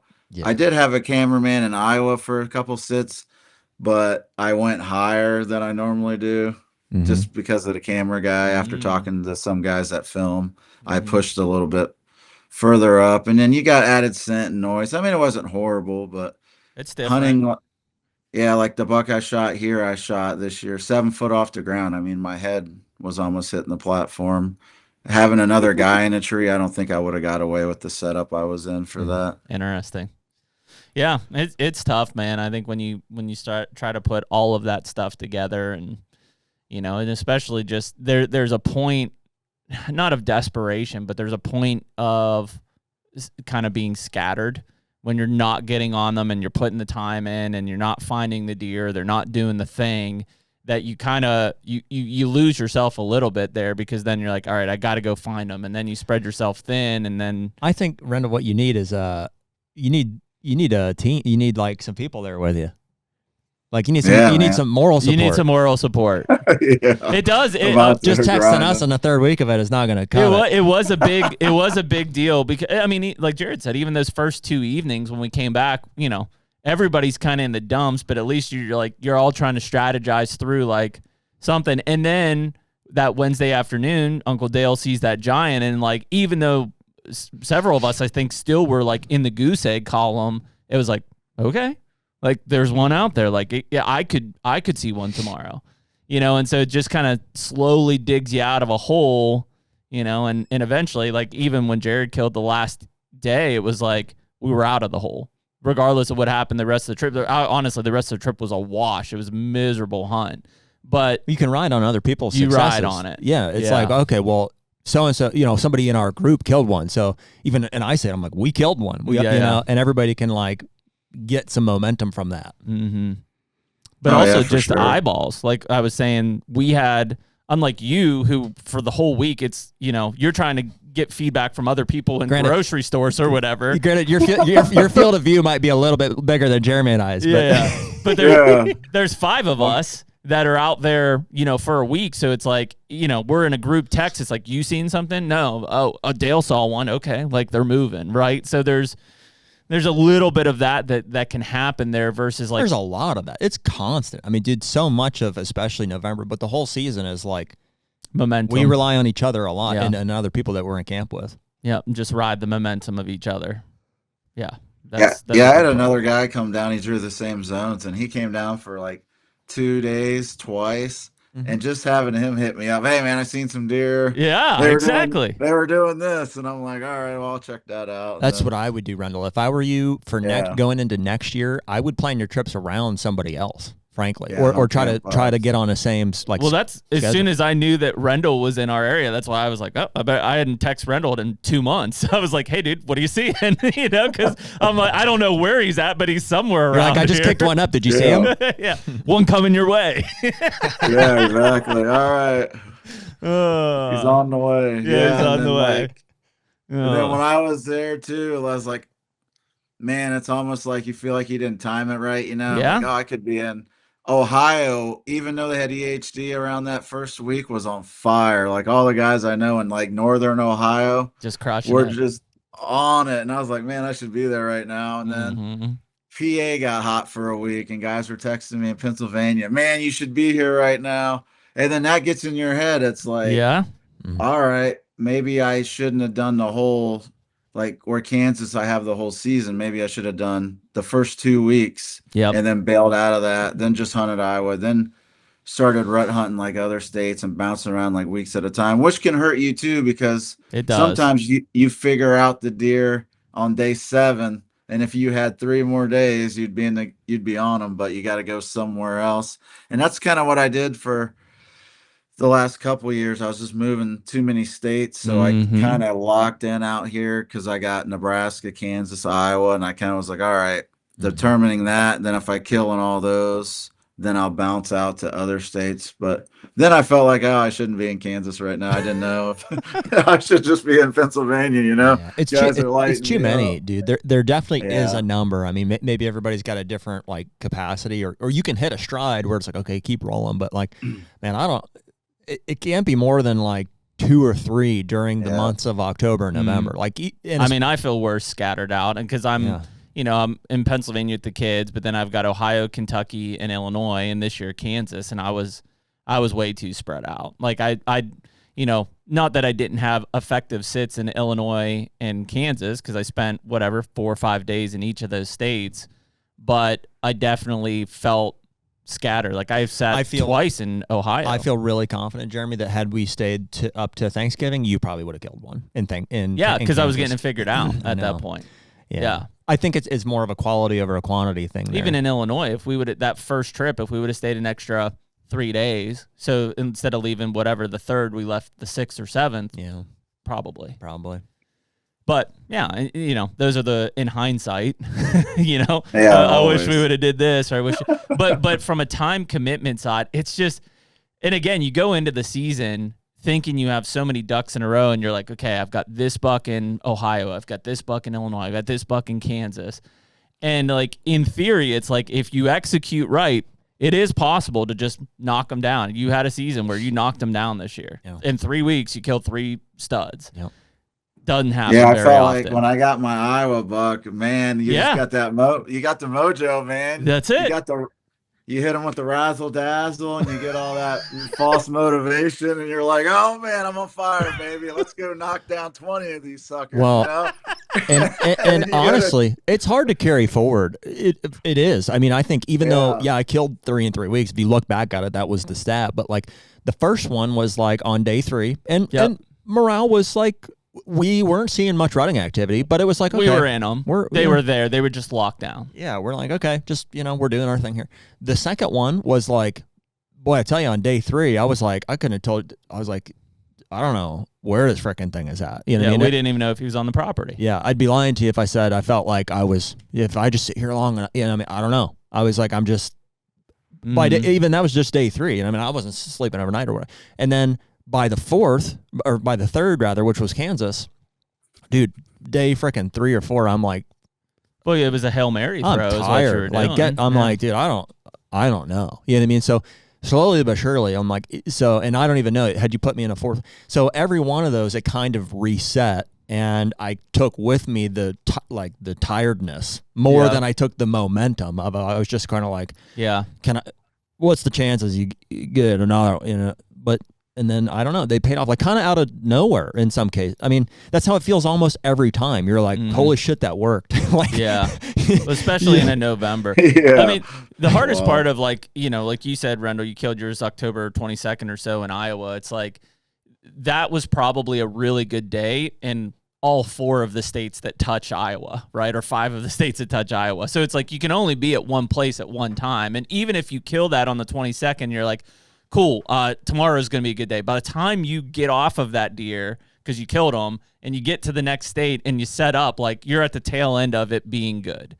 So it would have been like, it was like 3 or 4 days before I got into Kansas after shooting. Exactly. After you take care of the deer and you do all the stuff and you reorganize and you figure out what gear you're taking to Kansas and you take off. Like I think it was actually Halloween when I went down to Kansas. Right. And so you're shifting out of this front like that you probably killed the first deer on, and now you're waiting for the next one to hit. And so it's a hard shift like that. I'll throw this into the mix. I said earlier about even the rut patterns being like weather dependent. Yep. I do really think, and for a moment there, it's kind of like riding waves, as far as fronts. Kansas was the only one that we didn't, because the dates were predetermined. Yep. The first 2 focused directly around a front. And to throw one more in there, Rendell, I did shoot like 190-inch deer in Ohio on opening day. You did. Technically.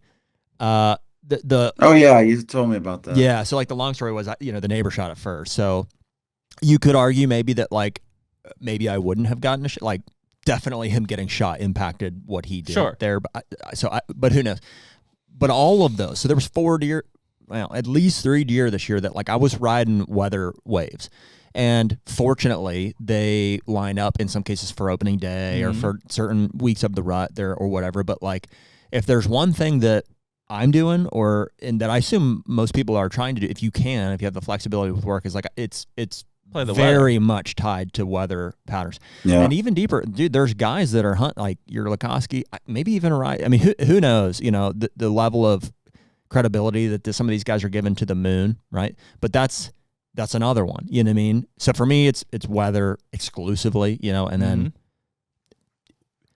tied to dude. Anytime you can kill them anytime during the season, but it's if you get the weather. Okay, so now what does this time of the season dictate? And then that's where you sit. Which I mean, the 3 of us can probably agree that from opening day, let's even say October 1st through November, we had a lot of significant weather fronts this year.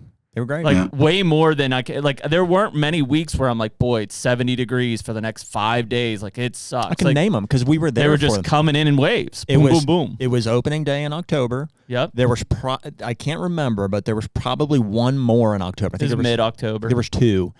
There was one the Probably first when Rendell killed around the 21st or 22nd. Yep. Yeah. There was one the first week of November when we went to Illinois. Yep. There was one the week that I went back to Illinois. And then there was one the week of Thanksgiving. Yeah. So 5. Over the course of October and November, there was 5 good fronts that we had. 5 in 8 weeks is pretty freaking good. Pretty good.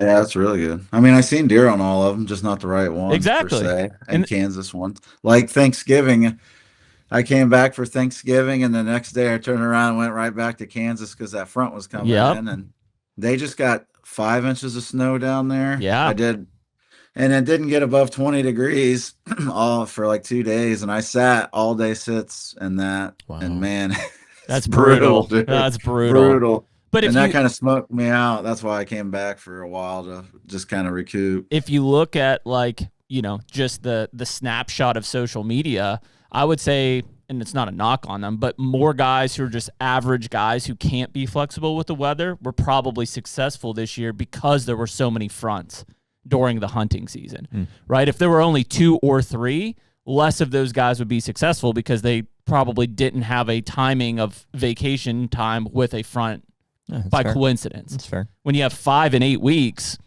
you probably coincidentally overlap one of them. Yeah. Well, it's fun. I did better than I did. Me too, dude. I was in the same, dude, whatever, the 24th or 25th of September, I kill a Kentucky elk, and I'm like you, dude. I'm like, I got the mojo. I'm coming in this season, like, right in here. I'm like just holding all my tags in my hand right now. Flash in the pan. Flash in the pan, dude. That was it. I blew my wad. I will say, though, they're starting to move back to food in Kansas now. So that's kind of my game, is that bed to food. So I feel so you're telling me there's a chance. There's a chance, baby. It's like the puke and rally, man. That's it. Puke and rally. Put the rally cap on, be back in it.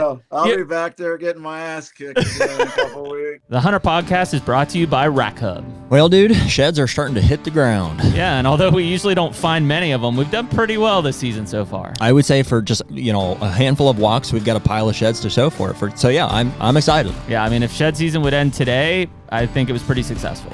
So this year we're partnering with Rack Hub. It's an antler mounting system for your sheds. Yeah, and obviously people have watched our podcast. We've got this massive pile of sheds that are on the table at all times, but you guys took the time to set up Wide Boy Shed on the R1, which is a really cool way to now have that thing right off to my left-hand side during the podcast. So some of these sheds just call for a little bit more appreciation, I guess. So rather than being on a pile on the table, we're going to mount them on the wall, and they look awesome. So yeah. And so if anybody wants to try Rack Hub, you can use the code HUNTR10, HUNTR10 at rackhub.com to get 10% off your order. Use Rack Hub to make the most of your shed season. I mean, it's such a hard thing too, and especially if you're hunting big woods or public, like as much as I want to stay optimistic about it, it's like this time of year to the end of the season, it's brutal because like the deer just aren't, you don't have a dedicated food source that they're going from here to there. Like they're just, I don't know, browsing, whatever, finding the last acorns or, whatever it is. Pressure's off the charts from gun season. And so, yeah, it makes it tough. But if you've got food areas, Yeah, I think the only thing that we were talking about here yesterday was that it got cold. We got snow and cold really early this year. Like this, Thanksgiving is really when it hit. And that in normal conditions, I'm like, boy, that's great. That's going to drive them to food. I think it really put them in like a state of shock and almost lockdown, because they're like, all of a sudden they're like, whoa, wait a minute. It's -5 with the wind chill and there's 4 inches of snow on the ground. Like, they weren't prepared for that. You have that same, system replicated at the end of December or early January. They're already on their bed food pattern, right? So it doesn't matter as much. In fact, I think it does push them to the food more. But we haven't, like we were talking, like we're still seeing them kind of do little rut circles and stuff. Like they're not just on food patterns They're yet. definitely still rutting. Yeah, they're not there quite yet, No. like you said. And it seems like that bed to food really sets in. It's got to be like brutal cold for like a long period. Exactly. Like when it snowed 5 inches in Kansas the other day, 2 days cold, then warmed right back up. Yeah, And not then enough. on that warm front is kind of when I play for the movement, because I've noticed that here in Iowa, when it's cold for a while and you get that warm front come in, they're moving that first day of that warm front. Yep. And then you got the snow's kind of melting, so it's not sounding like you're a herd of elephants going through the woods. Yep. So they kind of move more like on the tail end of that snow. I mean, they moved during the snow too, but more so like when it started warming up more. That's And then what I I'm just got looking for. bombarded. Then I just got bombarded by gun hunters, so I was just like, all right, I'm rolling. That's what I look for, is like some of those days where maybe it hits like high 30s, even a low 40, and it's sunny and like some stuff starting to melt. Like it just, you go from like what seems like there's not a deer on the property to it's like, boom, they're just like funneling down through there. And you have to think from their side, like they're in a mindset now, especially the bucks, like, Harlan's buck was probably a 3-year-old that he killed the other day. Dude, that thing had like no fat on it. I mean, it was zapped.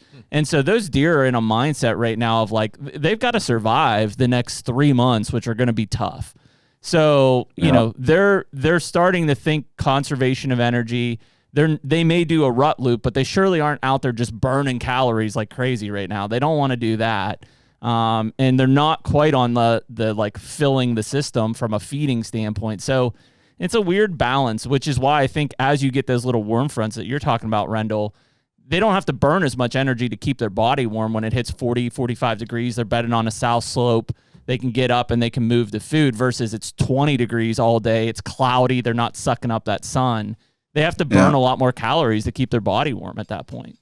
Yeah, and I noticed more midday movement. Exactly. Like they're not really moving first thing or last thing. They're moving in that warm peak. Yeah. It's like you said, it's keeping them warm. So they're not burning the calories when they do actually get up and move. And they're not getting hammered by the wind, in the middle of the night. They don't have to sit there and, crush through crunchy snow to try to get down to something. It's a little softer to just paw and move out of the way. So, yeah, you just have to play those things. And it's a weird time frame for a lot of people because, again, this did get like thrust onto us pretty quickly from, what seemed like just fall weather to all of a sudden, boom, that snow set in and cold. And like, it hasn't broke, and the forecast doesn't look like it's going to do much different. Like it's going to fluctuate 30s and 20s for the next 10 days or so. So it's not like you see any big warm fronts coming through that's going to be 50 or 60 degrees and snap it. So that'll wear on these deer. And at some point they will get into that bed food pattern, and it'll be, if you have the food, you can take advantage of it for sure. But when that snap is, like, I kind of look for those sunny, warmer days to know that, like, hey, it's going to happen.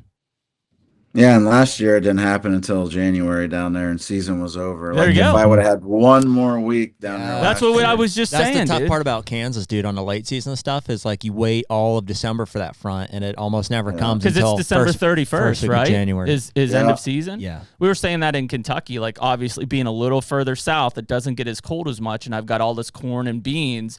Well, January 12th or 15th, season's over, and it's like it may be another week, and then all of a sudden, there they all are. I would almost argue that like it's very rare that you get like true late season opportunities in Kansas. I just think the season wraps up too early. Yeah, I agree. I think your best strategy is dump a corn pile in a known food source of does and hope that one follows them out.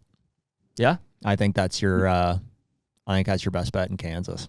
Yeah, I would agree. I think that's... Are you above that at this point, Rendle? do you think? He's not nut above anything. He just ordered a bunch of corn while we were sitting on the phone here.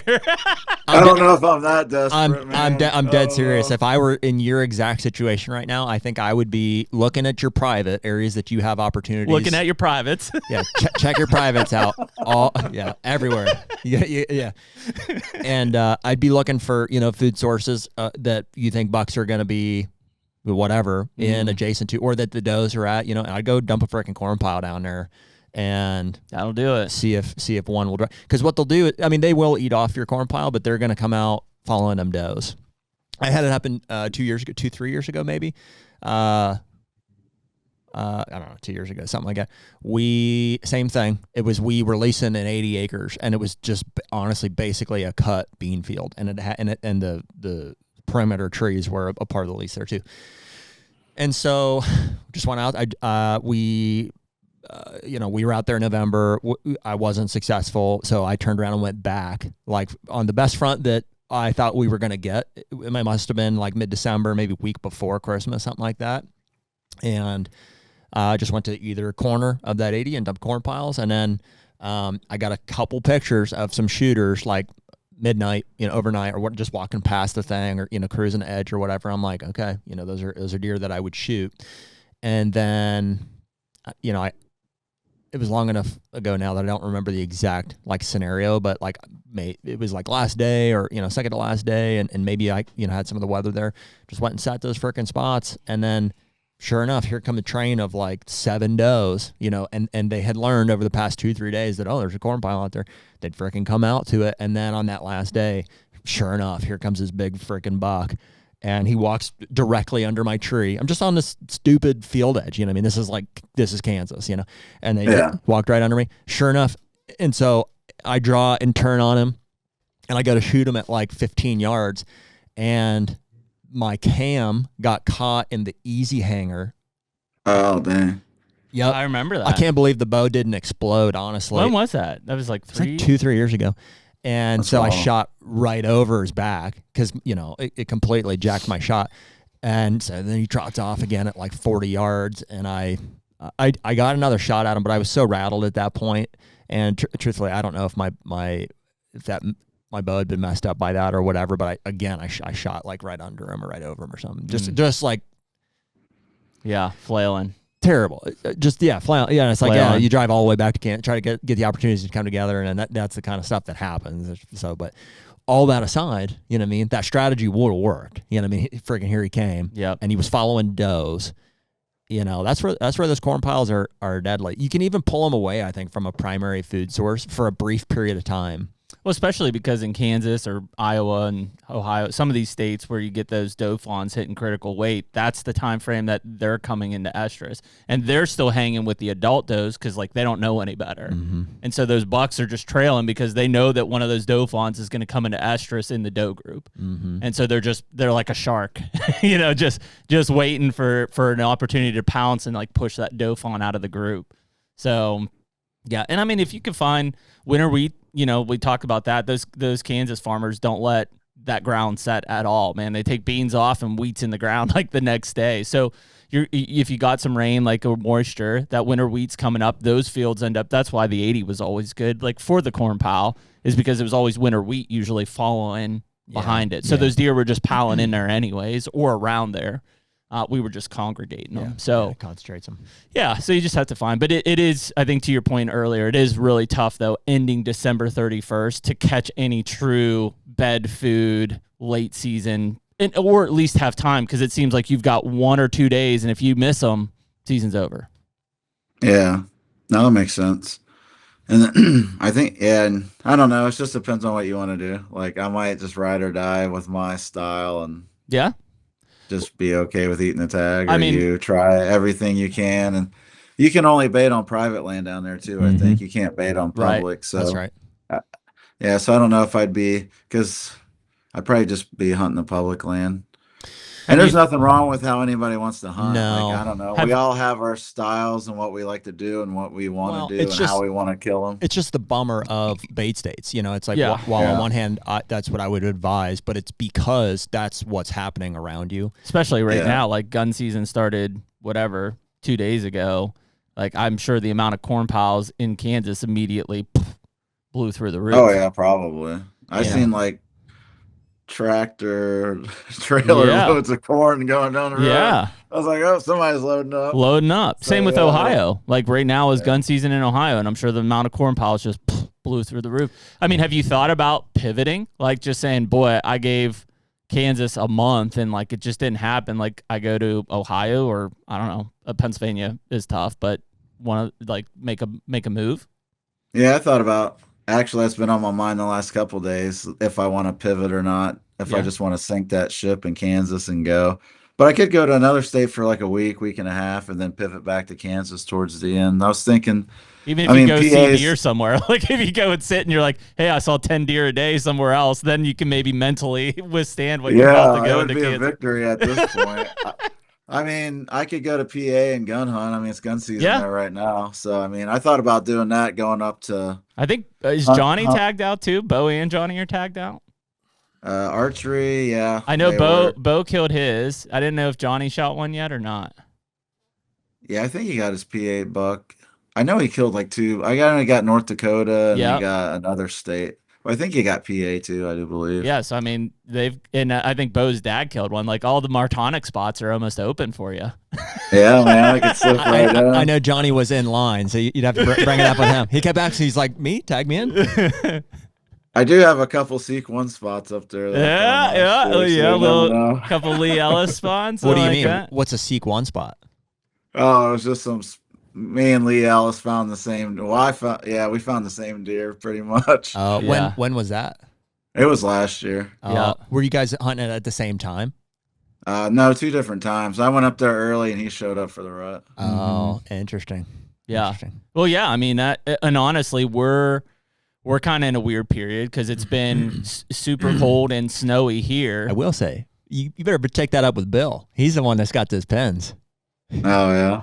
Nice. Yeah, probably. He's got the whole database, the Spartan Forge database. Yeah. Oh, yeah. He has all my pens. Interesting that Lee found these pens so quickly. How about that?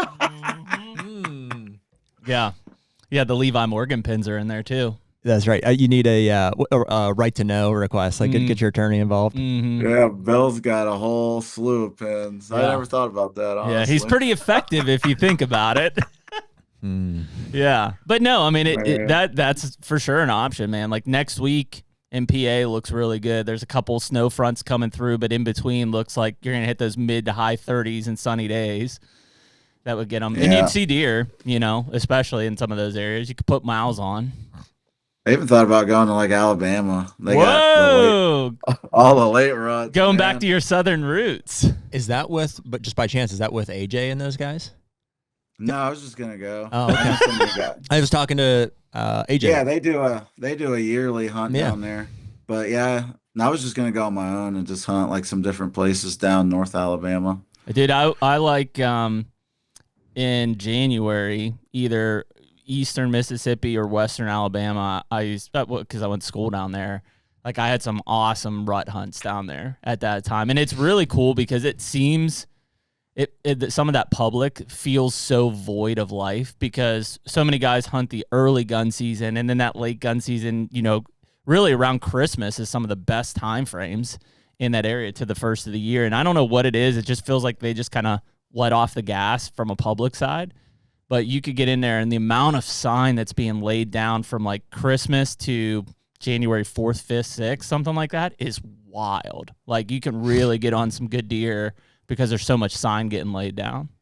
Yeah, and it's wild that you can hunt like November all the way through February, right? Like you can just bounce counties or different parts because all those transplanted deer kept their breeding time. So it's interesting. I was looking around like ATA kind of deal time around there, like first week of January time frame. It's interesting to me for guys who don't like hunting the rut how you guys keep chasing the rut all around the country. Hey man, that's how you get better. I just want to be a better hunter, man. Like I've thought about doing the southern thing here at some point because I did a lot. I want to be warm. You can shoot 3 bucks in Alabama, so you can get stack 2 burner them, bucks and 1 good one. Just like I don't know. It's more for fun. Like I just want to go have fun. Like sometimes chasing giant deer isn't fun. It's like work. Yeah. Well, Like, especially when you're not seeing deer, period. Like, if like that's just kind of where my mindset's been. My kids even like, it was funny because we were bouncing from our Kentucky farms and stuff, and they were like, I can't wait to hunt behind the house here because we see deer, and they're not wrong. Like that's where they killed both of their deer this year, and it's like, it gets really, it's a grind, you know, when you're, you know, trying to kill a big buck and you're in low deer density. You know, you just have to have your expectations. Like there's gonna be long empty sits and long empty stretches where you're just not seeing deer and you feel like you're completely out of the game, but it could happen, you know, at any moment. And yeah, that's a big one. Yeah. I look at ATA time frame. I think that's probably when I would go back out to Illinois. Yeah. It was right before. Are you going to be at ATA, by the way? Yeah, I was thinking about going just to hang out. Cool. Walk We'll, around. we'll be there for that. It's the first year they're doing like the super show open to the public. So we'll be there. Yeah, for the that. last 2 days I think they're Yep. opening it Yeah. up. Yeah, it'll be fun. But I agree with you, Jeremy. That'd be, I mean, Weather if dependent. the weather lines up for it. Yeah. Yeah. So, but yeah, man, it's just Maybe I'll come film you. okay. Yeah, we'll be in a blind That'd be cool. probably. That'd be fun. Yeah, it'll be. Check on our house projects. Mm-hmm. We got a contractor at the house working on. It's our old nice. farmhouse. He's helping us fix it up. Mm-hmm. That'd be fun. Yeah, it's a tough time for him, man, because it's like, you know, you still got, in some cases, 4 to 6 weeks, or in Ohio, you got We got 8 2 weeks months. of the season. Yeah, Yeah. I mean, but it's, you know, you just went through war, essentially, for 60 exactly. days. So you come out on the other side, you're limping a little bit, you know? Yeah, I And got crutches, bandages all over me. I can't half see. yeah, and you're like, the doctor just said, yeah, you're good to go back out. Yeah, You know? send him out. Put him on the So, front yeah. line. But yeah, I mean, what are you gonna do? Like, it's otherwise you end up sitting for 2 weeks, and then it's Christmas, and then you look back and you're like, damn it, like I just Yeah, it missed goes like 2 quick. weeks. Like November goes like that. So It does, fast. man. And I think when you hunt when you're stacking low deer density states, it makes for a tough season. I almost feel like you want to, if you're starting out low deer density, you might want to go to like a high deer density to kind of break it up a little bit or Dude, it's something wild. like so you can chase different things, and some guys like the deer camp environment, so you Mhm. give up yeah. low deer density big bucks, but you give that up for high deer density smaller bucks, but you get deer camp. Yeah. Yeah, That's a PA then, thing. Yeah, that's a big yeah. attraction of Pennsylvania. It's like you typically have some higher deer density areas, but you get the deer camp atmosphere in a lot of cases, but you may trip a big buck. They're out there for sure, more than they used to be, but odds are is like, you know, you're setting for a mountain deer that's a 3.5-year-old or something. Yeah, or it's like I got some plans next year to kind of go back to some different states where I have family live there. I was kind of raised there. I got roots in different states, and making like mini films about I'm here. I'm going to hunt this one state for this one person that meant something to me in my life. Oh, that's And cool, that's- dude. That's going to give me like a purpose, a drive, not just, I'm going to go shoot another, I'm going to Yeah. try to shoot another big buck. Like it's going to actually give me like a purpose to go there to fulfill. And most of these places are like, you know, they're not known big buck states. So it just gives me a purpose to go, and I'm just going to hunt like whatever shows up. I've been be cool. dabbling with the recurve a little bit. Like I just like different nuances and things I want to do. Are you going to put out any footage from this past year? Have you been filming for like with the intention to put out, you know, something or? Yeah, I filmed my Iowa hunt. I got on video, so I might put that out. And then Kansas, I kind of bailed on filming in Kansas, honestly. Lots of B-roll. Yeah. Yeah, lots of nothingness. Yeah, lots of Squirrels and- interviews. Yeah. I'm in the tree again. You know I'm what's- you know- sleeping in the tree. You know what's funny, dude, is like in the whole trip of Kansas, I don't think I filmed a single interview until the day of. I literally was like, it feels like I'm in it. So I shot a little like Yeah, a little opener. thing. Yeah. And then somehow I came out of it with like everything that we needed to piece together a little. We just do raw, you know, if we can piece together the hunts and stuff. But I got all 3 of those bucks this year on film. The second one in Illinois was not great. It was just It was fast. super minimal. He was standing behind a thing when I shot him, so we didn't even put anything together on that. But I got you. I was happy with my like just that it was coming together. I was like, I can get the camera pointed on these things here. We're just filming with our phones and GoPros. Oh yeah. You know? Yeah, that new iPhone I got, the 17, I mean, that thing films way better than the older models. I've been filming more with that this year. I kind of abandoned it for like, it's like a hybrid camera I've been using. It's like a mirrorless, but not really, I guess, because it's just super easy to use. I just use it on auto. Yeah. I got a big DSLR, but it's so many settings and a deer's coming in and I'm low on the ground. It's just too much to deal with. So I switched to some different cameras. But the newer phones, I mean, I was really impressed with the footage on that. Like just the low light capability is a lot better. It's crazy, man. I'm using mine more for like, I can't see yet, but the phone can. Huh. Yeah, I mean, I've got that on mine. The older phones weren't so good at low light, so that's why I was trying to use the other cameras. Well, especially if you're bow hunting, like everything's fairly close. Like I'm not having to zoom out, 150 yards to try to film the thing. Like he's 40 yards away or less. What does that iPhone give you as far as zoom? I don't know. I think the new one's a lot. It's a lot. On my Android, I think it's 20x. Like it's impressive. Yeah, I don't know what it is. I just zoom in as far as I need to go. What are you running, Rendell, as far as an camera arm? I use the pocket arm, the Lone Wolf pocket arm. Custom gear, yeah. What's different about the pocket arm from the Razor arm? That's what I'm running. The Razor's just for the cell phone. It's super minimalist. I got the older pocket arm. It's the bigger. It'll hold a DSLR, bigger cameras. It'll hold more weight on it. Gotcha. It's a little bit thicker. I've been super impressed with that thing. Like honestly, the more I use it, the more I'm like, dude, this thing's like badass. That Razor arm, it's and I think Custom Gear might sell some stuff for the head options there too. But like what I've landed on, what I really like is I've got the Razor arm, the three banger. Yeah. 2 would be too short in my opinion, and then I've got just a painted arrow head on top of it, like a fluid head, I guess, I've been pretty happy with, maybe there's others, I think it's a fairly standard, bit that you can get.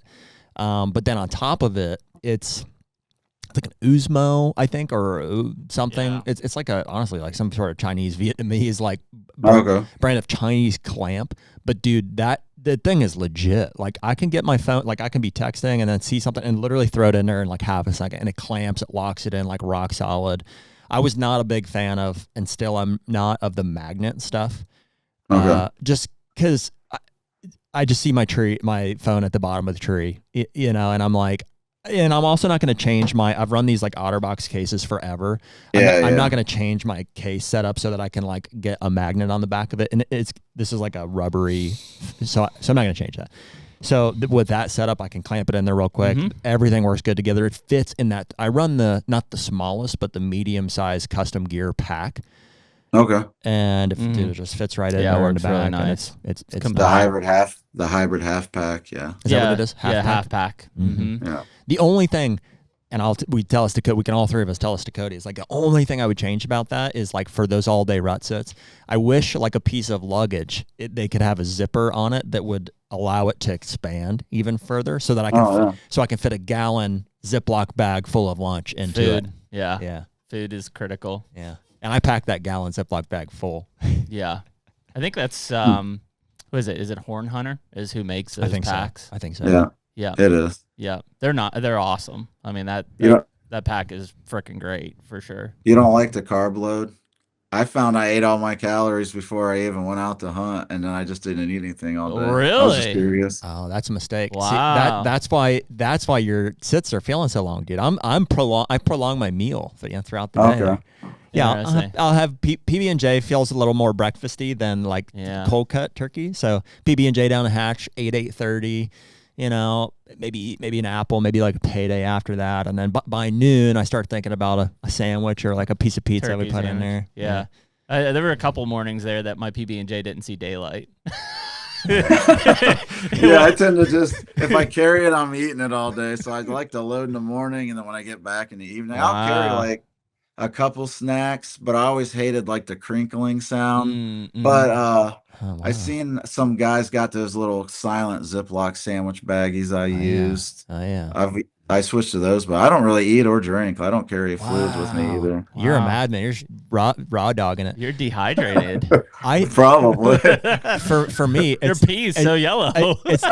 It's not about nutrition. It's purely about just keeping Occupying yourself occupied throughout the day. It's I the gotta mental game. break it up, like some goldfish here, some Snickers here, some sandwiches. Dude, there. I'll watch YouTube. I'll watch like different hunting shows while I'm out there in the tree and stuff. My dad was watching The Sandlot. Yeah. I watch college football, whatever. I Yeah. just got my phone up there. I'll be watching it. Just If crank I'm not careful, though, a deer will show up, and That's you're like, crazy. "Damn, how'd that deer get there?" Yeah, exactly. Those quiet days where it just slips in on you on that side. Well, there's I'll still put one season little- left, man. There's still time. Yeah, we'll see. I wouldn't count on me killing another one, but you never know. Well, yeah, so what's the reboot look like here? You got 10 days of Kansas gun season, so you're not making a move to Kansas anytime before that's over. No, not unless something crazy happens and Yep. one shows up on a dime, and I think I got a good move on him. So I'm probably just gonna, just lay idle a little bit, chill, kind of regroup, kind of try to figure out if I want to go somewhere else or not. Mm-hmm. I could jump into some other. I could go do some duck hunting or coyote hunting or You're something crazy. like that. Get out of here. Just something different. Get out of here. Duck hunting. No. You need like Sometimes I do. I'll need- go duck hunting like one morning, like in the middle of the rut sometimes. you need like 3 days of like just sleep and food and like whatever, mental probably reset. right. And then you'll feel like, I could go kill one now. Yeah, I've been here for 24 hours and I was ready to leave again Yeah. last night. Yeah. Well, dude, especially if you get a picture. If you get a picture of a shooter, it's Oh over. yeah, it'll be bad. It's Sometimes over. it's good. Sometimes it's bad. Sometimes it'll make me go mentally sideways a little bit. Like it's frustrating. I almost hope he doesn't show up on the camera sometimes. Ugh. Hmm. Well, But I learned like Jared was saying, sometimes when he's not on camera is when you need to be in there hunting him. Don't wait for him to show up. Oh, 'cause then yeah. you're too late. step behind at that point. Yeah. So we'll see what happens. See if he shifts back or not. Well, keep us posted, dude. We're always here for moral support. I appreciate that. Thanks for having me on. It's been a blast. And if anything, Always fun. hopefully we see each other at ATA here and whatever. Yeah, We're that'd good. be We're awesome, good. man. We're good for at least one beer there with you. So For sure. Sweet. I can't So- wait to see the comments on this one. It'll be good. There's a lot of people in the struggle bus at this point of year, and maybe they listen to this and they're like, I'm not alone, which is the whole point. Yeah. Or they think I suck, which is probably true. That's fine. That's just how it is. Like, dude, I'm holding all my tags here. I'm just like, and I've got private land. I'm like, I don't know what I'm doing here. I'll send you some seasonings for those tags. Yeah, they're pretty bland at this point. So well, Yeah. let's keep in touch too. Let's talk after or another day about maybe more specifically where you were at and where we were at, and we'll just put our heads together on trying to figure something out. Yeah, sounds good. Cool. The HUNTR Podcast is brought to you by Mountain Tough. Man, as everybody knows, physical fitness is super important to both you and I, Jared. And so whether it's training for the Badlands so that we can pack out a muley or our weekly whitetail hunts, the thing that we don't want is to be a big piece of shit in the woods this year. Yeah, absolutely. I mean, dude, even just in our daily lives, whether we're planting food plots, running our businesses, spending time with our family, we just want to feel good. And that all starts with physical fitness. Yep. So this year we're partnering with the Mountain Tough app, cool new app that you can go in. You can do rucking, you can do weighted vests, you can do minimal gear. But basically the app has both coached and self-guided courses, anything and everything you need to be mentally and physically tough for this hunting season. And so right now you can use code HUNTR, HUNTR, on the Mountain Tough website. That's mtntough.com.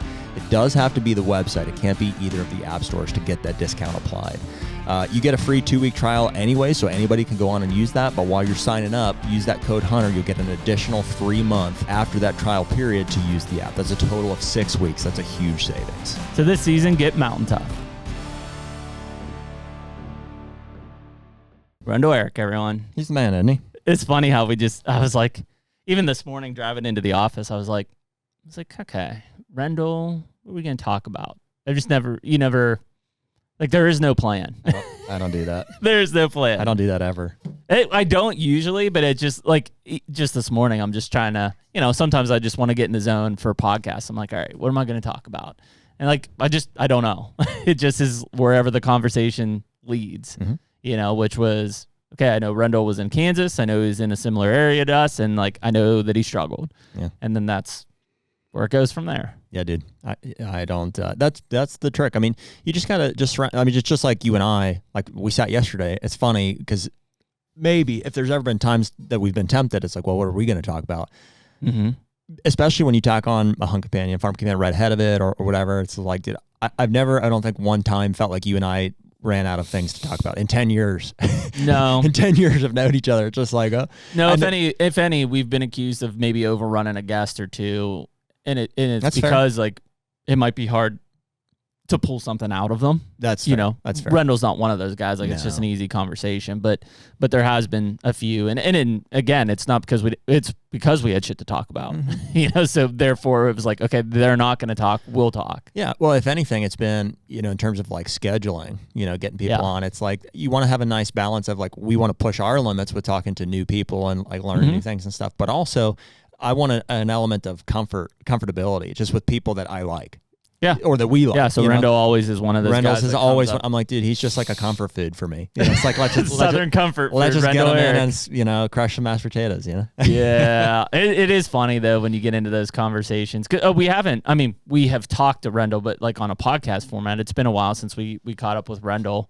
And so, even just looking at our list, like there's definitely people on our list that we haven't talked to before that are coming up here.